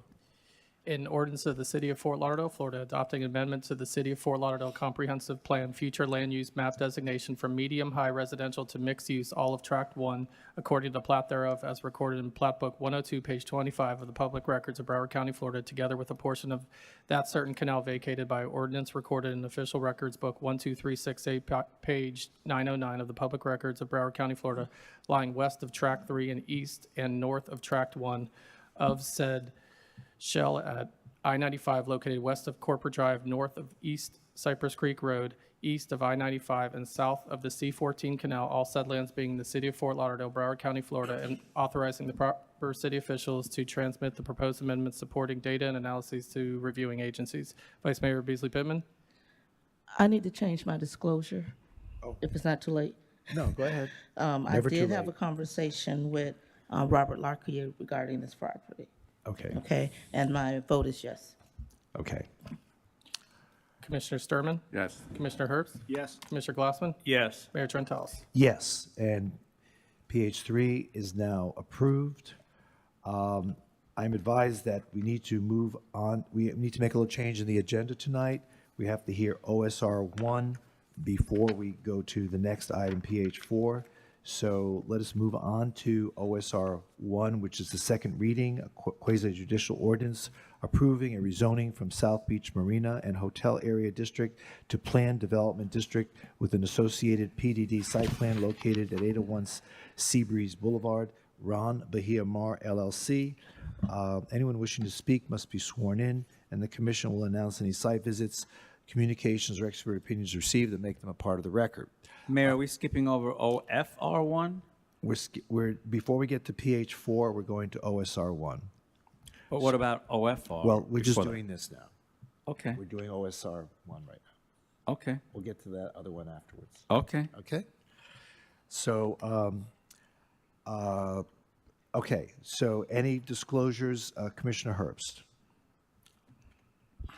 Any additional disclosures? Any additional disclosures? No, I've had no additional disclosures other than the ones that I've made previously. And I would also ask that, yes, through the years, I've made site visits here. Vice Mayor? No additional disclosures. Okay. I have had additional conversations since the last meeting with the applicant, and I believe that's it, Commissioner Glassman? Yes, I've also had additional conversations with the applicant since the first reading. And Commissioner Sturman? I too have had additional conversations with Mr. Lockery since then. Okay. So. Mayor, that's a good point. So let me just clarify that. So if I've met with Robert Lockery in the past. Do I need to disclose that I've had subsequent conversations with Robert Lockery about the same issue? Just so I understand going forward. You've identified for the record that you've had conversations with the individuals. The purpose of the disclosure is to disclose ex parte communication that any opposition can question you on. And so if the conversation was with the same individuals, that disclosure should be sufficient. It's adequate Yeah. and carries forward. Thank you. Okay. So there are several people who've signed up to speak. Let me see. I think many of these are just for questions. Robert Lockery, Bill Brown, Kenny Tate, Al Fernandez. All these people seem connected with the development, except Michael Monroe. I don't believe you're connected with the development. Are you here, Mr. Monroe? Would you like to speak? Please step forward. And Lisa Namor. And Barry Summerstein. So all these people have signed up to speak, I think are part of the program. There you go. How are you this evening? Good, thank you. Good evening, Mayor, Vice Mayor, Commissioners. My name is Michael Monroe, and I'm here to speak in favor of this quasi-judicial ordinance approving a rezoning from South Beach Marina and Hotel Area District to Planned Development District with an associated PDD site plan located at 801 Seabreeze Boulevard, Ron Bahia Mar. Over the years, this group has heard many voices speak with regard to the redevelopment of Bahia Mar. Tonight, I would like to share my voice with you regarding Bahia Mar. In August of 2015, I proposed and I got engaged on the island of Cozumel at sunset. Now, I'm sure many people have been engaged in Cozumel. However, my engagement was special and momentous. You see, only 2 months prior to my engagement in June of 2015, the United States Supreme Court struck down all state bans on same-sex marriage. This meant that I, too, was free to marry. Plans moved quickly. We narrowed down a state, then a city, then a venue. And on November 26, 2016, my husband and I were married at Bahia Mar. Our families were brought together for the first time, and our wedding was amazing. It was a historic moment, not only for us, but for Bahia Mar also. We were the first same-sex couple to legally marry at Bahia Mar. This amazing experience at Bahia Mar during our wedding and all of our wonderful memories for several anniversaries thereafter led to our decision to relocate to Broward County in the summer of 2021. It was the best decision we could have ever made. This quasi-judicial ordinance approving a rezoning is an approval for progress, a historic moment such as our wedding was. It is an approval for delivering a world-class venue of the future to Fort Lauderdale Beach for all residents of Fort Lauderdale and for all couples yet to be married. I look forward to witnessing this future for Bahia Mar, and I ask each of you to support this next step. Thank you. Thank you. Lisa Namor.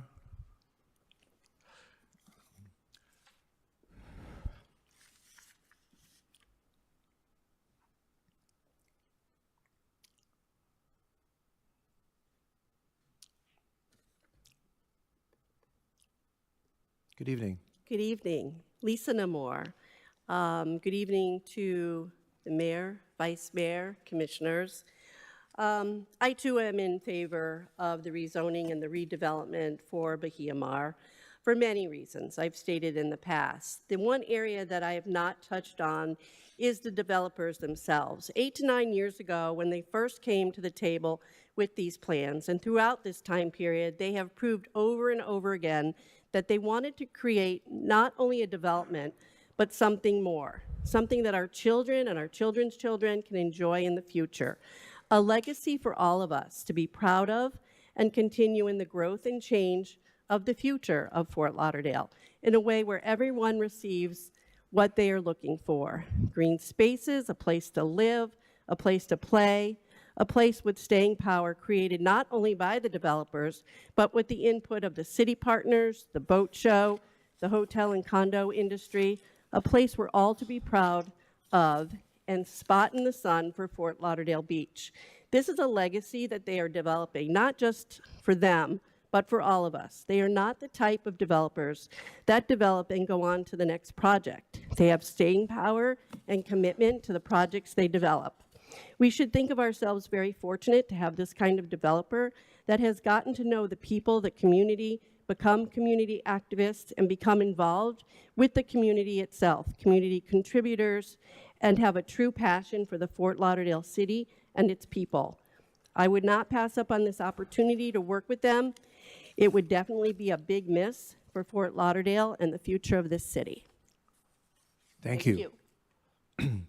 Al Fernandez, Nelson Fernandez, you're connected with the project. Did you want to speak? Dan Texera, did you want to speak? I know you're connected with the project. Do you want to speak? No? Okay. Barry, do you want to speak? You're good? Okay. Everyone else I know is connected with the project, so is there anyone else who wishes to speak on this item? There being none, would someone move to close public hearing? Second. Moved and seconded. Please call the roll. Vice Mayor Beasley Pittman? Yes. Commissioner Sturman? Yes. Commissioner Herbst? Yes. Commissioner Glassman? Yes. Mayor Trentalis? Yes, and public hearing is now closed. Would someone like to introduce the ordinance? Introduced. In ordinance amending section 47-1.6.b of the City of Fort Lauderdale Unified Land Development Regulations through the revision of the official zoning map of the City of Fort Lauderdale and Schedule A revised compilation attached thereto and by reference made a part thereof so as to rezone from South Beach Marina and Hotel Area District to Planned Development District, all that part of Bahia Mark, according to the plat thereof as recorded in Plat Book 35, page 39 of the Public Records of Broward County, Florida, lying west of the west right-of-way of State Road A1A and Seabreeze Boulevard, less parcel 1 thereof, and less the north 80 feet of parcel 34 thereof, located north of Harbor Drive, west of State Road A1A, east of the Intracoastal Waterway, and south of the Hall of Fame Drive, all said lands being in the City of Fort Lauderdale, Broward County, Florida, providing for conflicts, providing for severability, and providing for an effective date. Vice Mayor Beasley Pittman? Yes. Commissioner Sturman? Do we have, this is the ordinance itself, there's no discussion amongst us? You can discuss things, yeah, sure. Oh, I thought before we vote, we close public discussion, but could we now discuss things? Absolutely, your turn to talk. I'm sorry. Oh, we're yeah. voting now, or could we discuss? We can, you can discuss. Go Okay, ahead. could I have Mr. Lockery and Chris Cooper come up, just to the podium if I can? Now is the time to discuss, correct? Absolutely. Okay. Chris, okay, first of all, thank you for coming. This will be pretty brief. First of all, I want to thank you for some of the things in the project. I like the fact that you combined the park, 1.8 acres, put it into one big park. Size of the promenade, I think it's 25 feet on each side, wide parking, sidewalks, accommodating some of the things they need for the boat show. I do want to start by saying thank you, but some other issues that we had discussed, Mr. Locker, I just want to touch upon that to see if there's any movement there.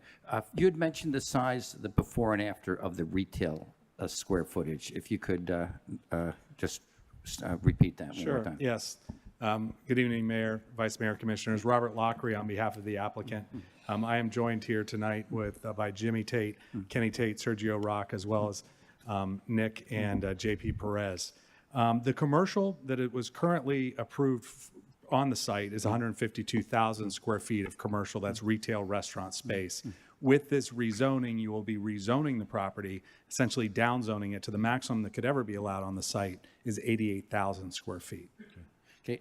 Do you or Mr. Cooper, either one of you, know how much residential square footage before and after or not? So I don't have the square footage. I know you mentioned that to me just earlier this evening. I will say that the number of residential units is reduced from 651 to now the zoning will actually only allow 350 residential units.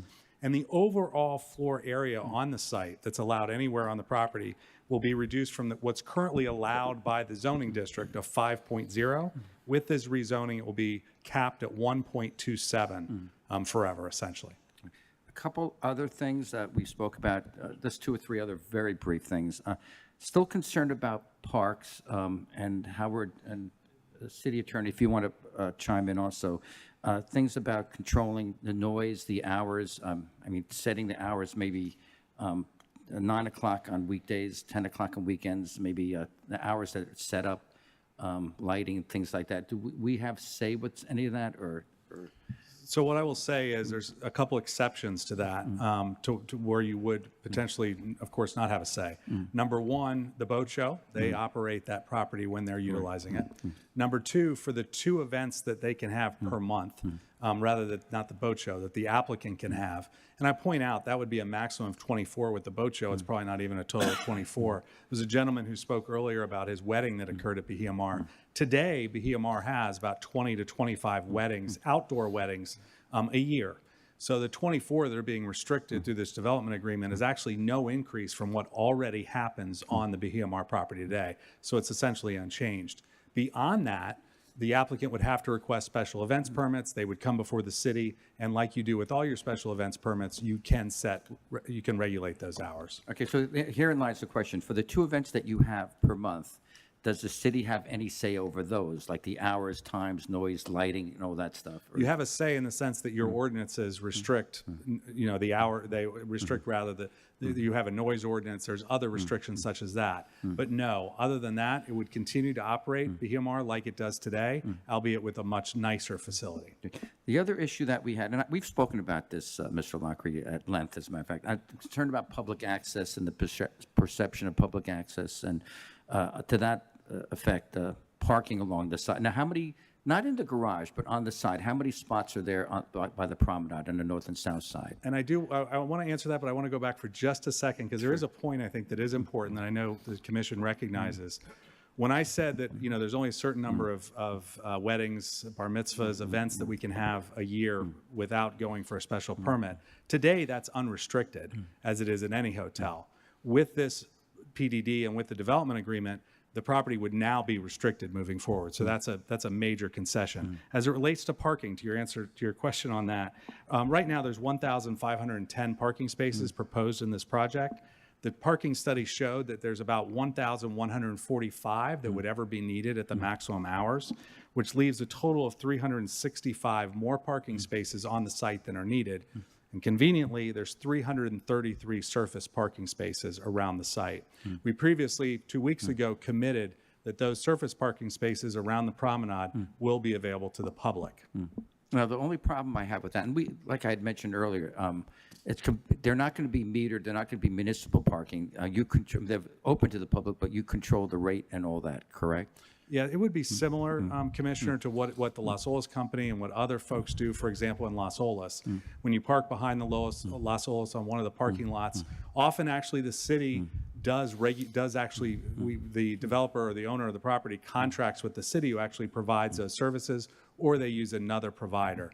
So it operates similar to what we see already in Fort Lauderdale on private property. But the rate we have no control over. You could charge whatever. The rate would be controlled by the developer. Okay. They certainly have an incentive to make sure they get used, but yes. Okay, my question that we had discussed, and you were going to get back to me, 2 weeks ago regarding having a municipal parking, I mean, it was a hard no. How about portion of that municipal parking? Have you visited that? We did talk about it, and right now, just from a practical perspective, it makes more sense for the developer to control that area, to use it. Again, it would be available to the public. We know that the city has a lot of public parking just on the east side of A1A, as well as a pedestrian bridge back and forth. So we'll have to keep our rates, you know, in unison with them if they're going to get used. So we will control that. Okay, Mr. Lockery, Tate, thank you for your time. Yep, thank you. Robert, I have a question for you while you're there. I'm sorry. How many parking spaces are right across the street in the South Beach parking lot that the city has right across the street? Does he know that? I've heard 2 dramatically different numbers, so I may defer to your city staff on that. We can get you that number. I believe Ben Rogers will, he's in the back. He will get that Several number. hundred. Exactly. Well, there he is. Quick. Mr. Rogers, off the top of your head, do you know how many parking spaces are in the South Beach parking lot? I don't know exactly, but it's plus or minus 600, 550, 600. That's what I thought. Okay, thanks. In other words, a lot. Thank you. Also, Commissioner Sturman, I think I'm allowed to let you know that there has been some discussions with the realtors on this project that the actual number of units will be less than the 350 was originally proposed. It'll be the same square footage, but I think they want to reduce the number of units to below 300. By combining a few into bigger units. Exactly. Right. Yeah. I've heard that too. Thank you. Any other questions or comments? Okay, I have another question, since we're still talking. What about, Mr. Lockery, can I ask you to come back up here? And by the way, Mr. Lockery, thank you for coming here tonight. I know you've had, your mom's still not well, and I know you've been back and forth in the hospital, so thank you for taking time out of your life to be able to come here tonight. Thank you. With regard to the timetable for construction, do we have an understanding, a little firmer understanding as to what the timetable is going to be for the hotel and two of the buildings on the west side, excuse me? Yeah, certainly. So there are outside timelines that are required pursuant to the lease, Right. and also in the PDD. The development group believes very strongly, and with Related and with the Tates involved, that they will be able to sell these 2 residential units, which are the first part of the phase 2, fairly quickly. They will begin those sales in the later part of this year if the project's approved tonight. The hotel comes with that. So you're looking at a time period of approximately, let's say, probably about 2 years for the commencement of construction, maybe a little bit sooner, and then 2 years for construction. Importantly, the public improvements around the entire site, including the promenade and the public park, notwithstanding what the lease says in the PDD, they now have to be completed prior to a CO for any of that phase, for phase 2. So they will get completed earlier as those 2 phases, as that first phase gets done. So you're on the record now as saying that that's your anticipated time frame? That's correct. That's okay. correct. All righty. And Mayor, if I could, I just want to make sure that Mr. Lockery is working with Mr. Spence on that declaration that I requested at the last meeting, first reading, about dedicating the park space on the west part of the peninsula. Yeah, so that will have to be included within that declaration. That's correct. Okay, and you guys are going to work on that together? Yes. Hello? Yes? Yes, we understand that is that's a voluntary condition we're agreeing to. I will be working with whichever attorney that Yeah. they representing them. It'll probably be Mr. Summerstein working on the specifics of the language. Okay, thank you. I just wanted to make sure I for want the to make record. sure Mr. Summerstein knows that. Yeah, he does. He's right there. He's taking notes. Okay. Thank you, Mr. Lockery. Thank you, Dwayne, as well. Any further comments or questions? None? You want to I'll continue with the roll. Commissioner Sturman? Did Vice Mayor go yet? Well, they've already voted. There's one vote. Just Vice Mayor. She voted what? Yes. Okay. For the reasons delineated above, access, public, parking, as well as the height 120 going up to 300 feet, I can't support. I can't support this. So the answer is no. Okay. Commissioner Herbst? Yes. Commissioner Glassman? Yes. Mayor Trentalis? Yes, and the item is approved on second reading. Thank you. We'll move on to PH4, go back up to the PH4, public hearing, a resolution approving a development agreement with Ron Bahia Mar LLC for the Bahia Mar Plan Development District located 801 Seabreeze Boulevard. Does this require disclosures? No, sir. Okay. Do I have to close the public hearing? Well, actually, let's wait. These are the people that have asked to speak. I don't know if you want to continue. This is Andrew Duell, Robert Lockery, again, Mr. Fernandez, Barry Summerstein, Landon McNeil. Landon, are you here? Yes, sir. Would you like to step up and speak? Yes, sir. Okay. Landon McNeil and Musa Yeni.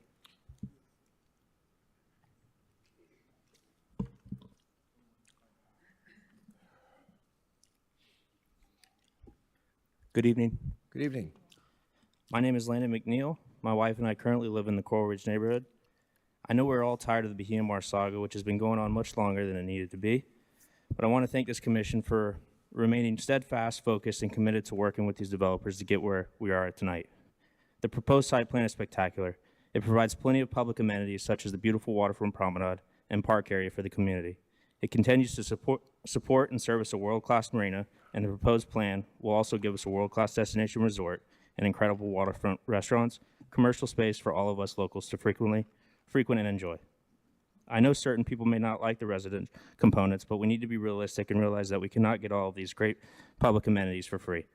In this regard, I would like to thank the developers for sticking with this and figuring out a mutually acceptable solution, which now appears to meet the needs of the city, the boat show, the community, and obviously the developers. So, Commission, I thank you for being visionaries, and I respectfully request that you conclude all of these efforts with a vote in favor of tonight's agenda item so that the development team can finally deliver on their promise. Thank you. Thank you. Musayeni? I know I didn't pronounce that right. But.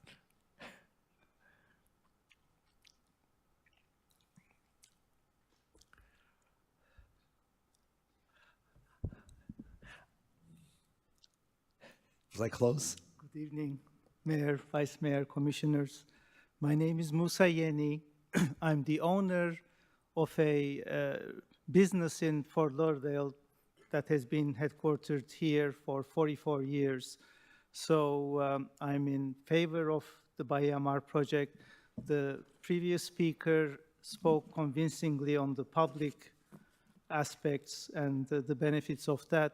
I would like to especially support the residence features, the very high-end condos catering to the ultra-wealthy and very wealthy will bring these people to our town. Our beautiful town has enjoyed the tremendous flow of young professionals to our city, to the benefit of our city.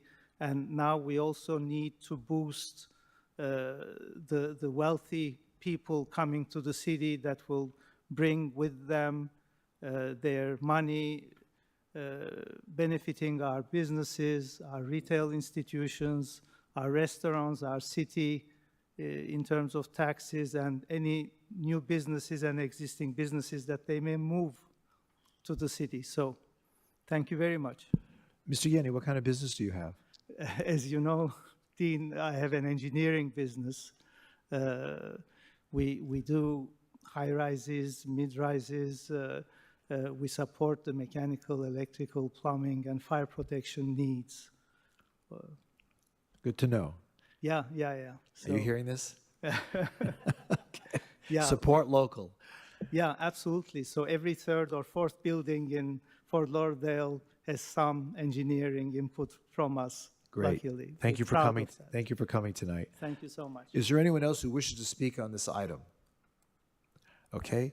Would someone like to move to close public hearing? Do I hear a second? Second. Please call the roll. Vice Mayor Beasley Pittman? Yes. Commissioner Sturman? Yes. Commissioner Herbst? Yes. Commissioner Glassman? Yes. Mayor Trentalis? Yes, and public hearing is now closed on PH4. Someone like to introduce the resolution? Introduced. And Mayor, we provided a revised agreement with a paragraph 14 earlier via email, just making sure So it'll be that's the resolution as amended. Yes, sir. Someone like to introduce the resolution as amended? As amended. Moved. Introduced. Seconded. Everything. My vote is yes. I'm getting mixed Hold up, messages from you, cowboy. Steve. Hold up, cowboy. I'm getting mixed messages from you, Steve. Well, you shouldn't. A resolution of the City Commission of the City of Fort Lauderdale, Florida, approving a planned development district development, operation, and maintenance agreement with Ron Bahiyamar LLC, authorizing the city manager to execute such agreement together with any supplemental documents in connection therewith, and providing for an effective date. Vice Mayor Beasley Pittman? Yes. Commissioner Sturman? No. Commissioner Herbst? Yes. Commissioner Glassman? Yes. Mayor Trentalis? Yes, and PH4 is now approved. Good luck, gentlemen. Thank you for everything. The last item on the agenda tonight is OFR1. It's the first reading of an ordinance to amend the City of Fort Lauderdale Unified Land Development Regulations, Section 47-27.7, to include an option to designate thematic historic districts and to amend existing historic preservation criteria and procedures. I have one person who signed up to speak. Courtney Crush. Is Courtney here? Yes, she's coming.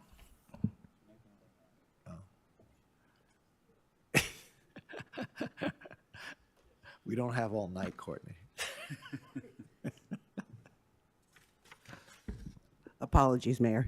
You're too popular. Sometimes. Good evening, Mayor, Vice Mayor, Commissioners. Courtney Crush. I made some comments at the Planning and Zoning Board meeting when it considered this item. My comments are primarily that in creating a thematic district where properties don't need to be contiguous, and further by defining the buildings or structures with loose terms, that may be linked by significant persons, architectural style, architectural characteristics, aesthetic characteristic. Those are very broad terms. And so one could theoretically, as this is drafted, I believe, propose to create a district with a 1950s ranch house in Rio Vista, several in Coral Ridge, some in Progresso, and that could be eligible for designation as the current ordinance is drafted. I went back and reviewed the Historic Preservation Board and Arthur Marcus's initial conversation on this, and it seemed as if he wanted to designate some buildings that really were designed by Chuck Mahirahan. They were not contiguous, and this was proposed and presented to the commission for a path forward to try to protect or have the ability to have a district for those special buildings. Again, as drafted, this seems to make a lot of buildings vulnerable. What is a significant person? Is that the mayor of the city of Fort Lauderdale, lived here and may have also owned another house at a different time? Aesthetic characteristics, that's also very broad. So I would strongly recommend that the commission consider asking the Historic Preservation Board for some tighter language and thoughts. Thank you. Trish, you want to comment on that? Good evening, Tricia Logan, Urban Design and Planning. This ordinance change primarily does address thematic districts and the addition of that as requested by the Historic Preservation Board and then further directed by the City Commission to pursue the text amendment. When it comes to the designation of a thematic historic district and the inclusion of this option within the ordinance, it doesn't automatically designate anything just as our ordinance functions today. It just allows for the option to submit an application as a thematic historic district in a non-contiguous way. It's not necessarily something that would be taken lightly like any other designation application. It does have to qualify for the criteria, at least one of the 7 criteria that's listed in the code. And then the buildings that would be included themselves would also have to be evaluated for their architectural integrity. So it would be scrutinizing each of the individual properties that would be considered for inclusion as part of a district like this. Okay, anyone have any questions of Ms. Logan? I do. Go ahead. Thank you, Mayor. So Trish, if you could help me understand, how common is thematic districts around the nation? Are you familiar with that? Are you able to answer that? There are several municipalities that do have it included in their ordinance as an option for designation. In Florida, City of Miami does have it as an option. City of Coral Gables, both have utilized it in the past. There are a few examples from state of Florida on our website that can be viewed. Most thematic districts are contained within a number of blocks or a specific neighborhood, not necessarily citywide. An example in the nation is the city of Philadelphia that does have this as an option for designation.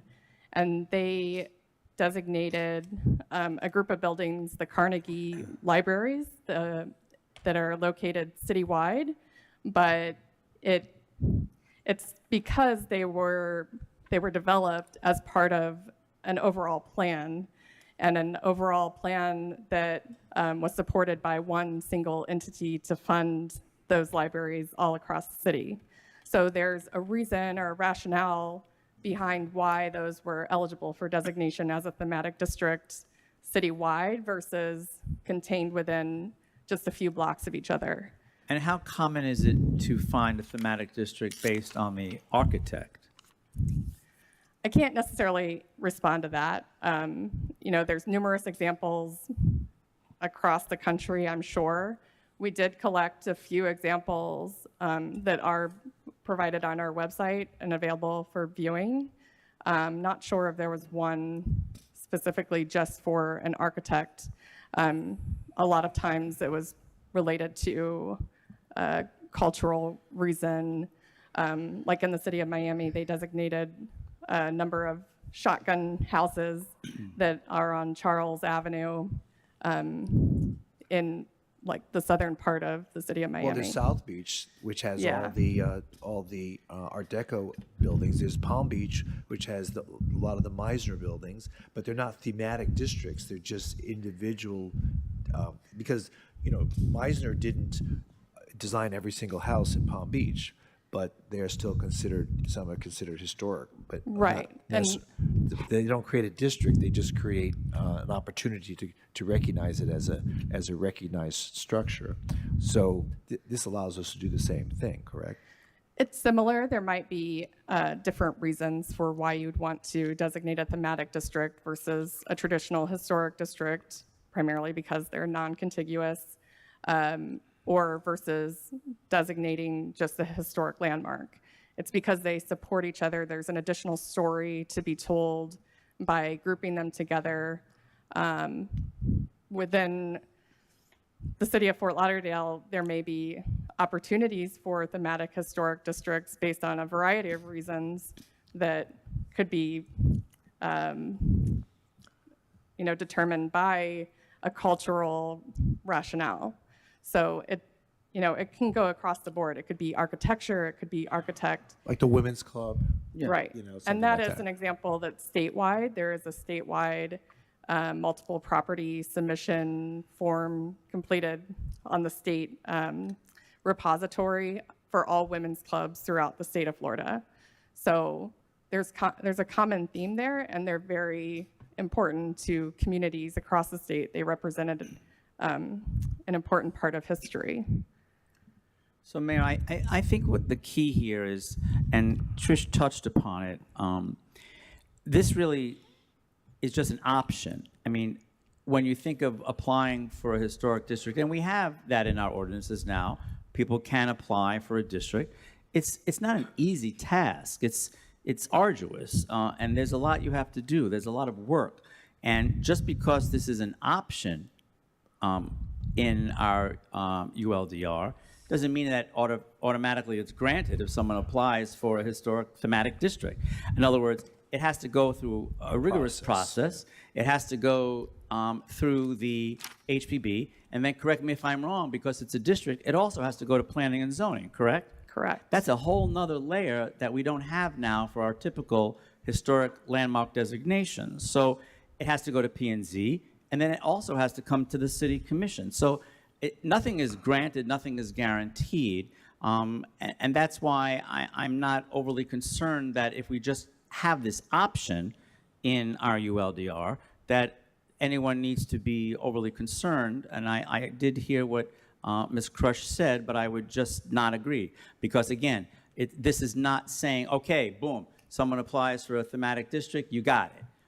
There is a very, very rigorous process, and I think options are good, and it makes sense to me, and I thank you for your work on it. I'm supportive. Thank you. All right, thank you. Yes, could Anyone I else make- have- yes, go ahead. Okay. Please, are you still at the podium? Yeah. I can't, there's a couple, okay, it's hard to see from where, I have Yeah. a couple, I think some of them are pretty obvious where I'm going with this, but we do have historic structures or buildings designation currently, correct? Correct, yeah. We have historic districts, correct? Correct. And- One. Okay, we have, yes, double bent, okay. But No, that's just the residential. We also have the Himmershey, And I think, is Stranahan or Bonnet its own district? One of them is their own Stranahan district. House is Stranahan technically is Just its the own house. district? It's just the house. Right. So we have, what, 3 districts? Technically 3. 3. Okay. So my point is, you do have the ability to designate structures or landmarks individually as historic and give them protections and safeguards. So I know if there's no other mechanism by which to designate that and safeguard these structures, this would be necessary. But I don't see why this would be needed. You could just go individual structures or landmarks one by one. They could designate them individually, correct? You could potentially designate properties individually, but in some situations, there may be an argument made for a fuller story of the history if there's a connection between multiple structures that aren't necessarily located right next door to each other. But they do have an And avenue for protection, either way. there is an or- avenue, but right. it may not be the most appropriate. Okay. So this is an option per the National Register of Historic Places, which is our federal level of designations. So within any ordinance, you would want to provide multiple options for designation. So currently we have historic landmarks, historic sites, historic districts, interior landmarks, and archaeological sites. So this just adds that other option for if it fits the situation. It may not always. We don't know what an applicant may bring forward in the future, and it may not ultimately qualify after going through the process. But this just allows for that as a potential for an applicant to come in with that type of application and affords them the opportunity to go through the public hearing process. But as Commissioner Glassman mentioned, it does go to Historic Preservation Board, to Planning and Zoning Board, and it does require an ordinance for a historic district, so it's 2 readings at the City Commission. I'm sorry, so just so I want to be sure that I heard you. So you said there's already 4 avenues for historic designation? Is that- I think 5. 5, So, okay, yeah, so we have 5, so this would be adding a 6th. Okay. correct. So it's not like there's not a lot of opportunities for historic designation within our current code. There are opportunities, but they are all different types of opportunities. So this adds an additional component that exists at the federal level, exists in other communities, and just aligns with that intent. Did P&Z review this? They did. And what was their So this conclusion? went to the Historic Preservation Board and the Planning and Zoning Board for recommendations. The Historic Preservation Board did recommend for approval. The Planning and Zoning Board recommended for denial. Was that unanimous, or was there dissent? I believe that both were unanimous votes. One of the problems I have with the thematic district, and I'm going to use just one example. So you take breeze blocks, right? So breeze blocks have been around since the 30s. They became massively popular in the 50s and 60s, very common architectural style. So all throughout every warm weather environment, particularly Florida included, you'll see concrete decorative screening blocks all over the place. I mean, you see them from little tiny houses up into some of the larger structures we have, like Burj Tower and office towers all over the place, office buildings everywhere. And so I'll have one at the beach, I'll have another one over on Oakland Park Boulevard, I'll have one out in Palm Air. They're scattered throughout the city. Not all of these have architectural merit to it. They just happen to use one of the most common building styles in the 50s and the 60s. And yet that would then lend itself to being a thematic district. If I picked all these disparate houses and commercial structures and retail stores all throughout the city, lumped them all together, and I can say anybody with a breeze block is now part of a thematic district if it was built in the 50s and the 60s. I would say that would not qualify. As an architectural feature that was a So a breeze predominant block style? is one architectural feature, Okay. but it doesn't necessarily tie together a thematic historic district. In general, you would want multiple architectural features. Ideally, with any historic district, even a thematic historic district, you want multiple layers of the history to connect. So if they were all built in the 60s and had breeze blocks? You Now would you're getting there. you'd probably want additional architectural features that Right. are connected potentially similar, like the same architect or the same grouping of architects that maybe had the same architectural style that was exhibited, because a breeze block does not define an architectural style. It's part of that. It could be a feature included in an Well, architectural style, but it wouldn't I've be. heard that in our discussions before, talking about the decorative screening as being one of those architectural features that makes it worthy of saving. So It is. I it know is a I've heard it as I've component. sat here through the years. It's I've heard it absolutely a brought up. component. Okay. And it does contribute to the overall significance of a particular style, like mid-century modern. Right. But it's not the only singular aspect that you would be looking at or evaluating as part of the significance for an overall district. Okay. Well, candidly, I am going to support Planning and Zoning's recommendation on this item. You hit the point I was going to ask you about, because my colleague here, he cited just the breeze blocks, but you gave reference to it's not only that singular aspect. So there is usually more than one component that will define what would make a property preserved as a historical site. It's Correct. It's a Yeah. process. Because I know at one point I was trying to do something, and when I got the information, I was like, ooh, this is very tedious, very detailed. So it's not just as simple as saying just only this particular architect meets the criteria. Correct. That's what I'm hearing, right? Correct. Okay, thank you. Okay, anyone else have any comments or questions? All right, there being none, I didn't have to close public hearing, do I, Mr. Spence? No. All right, someone like to introduce the ordinance? Introduce. It's been introduced. Please call the roll.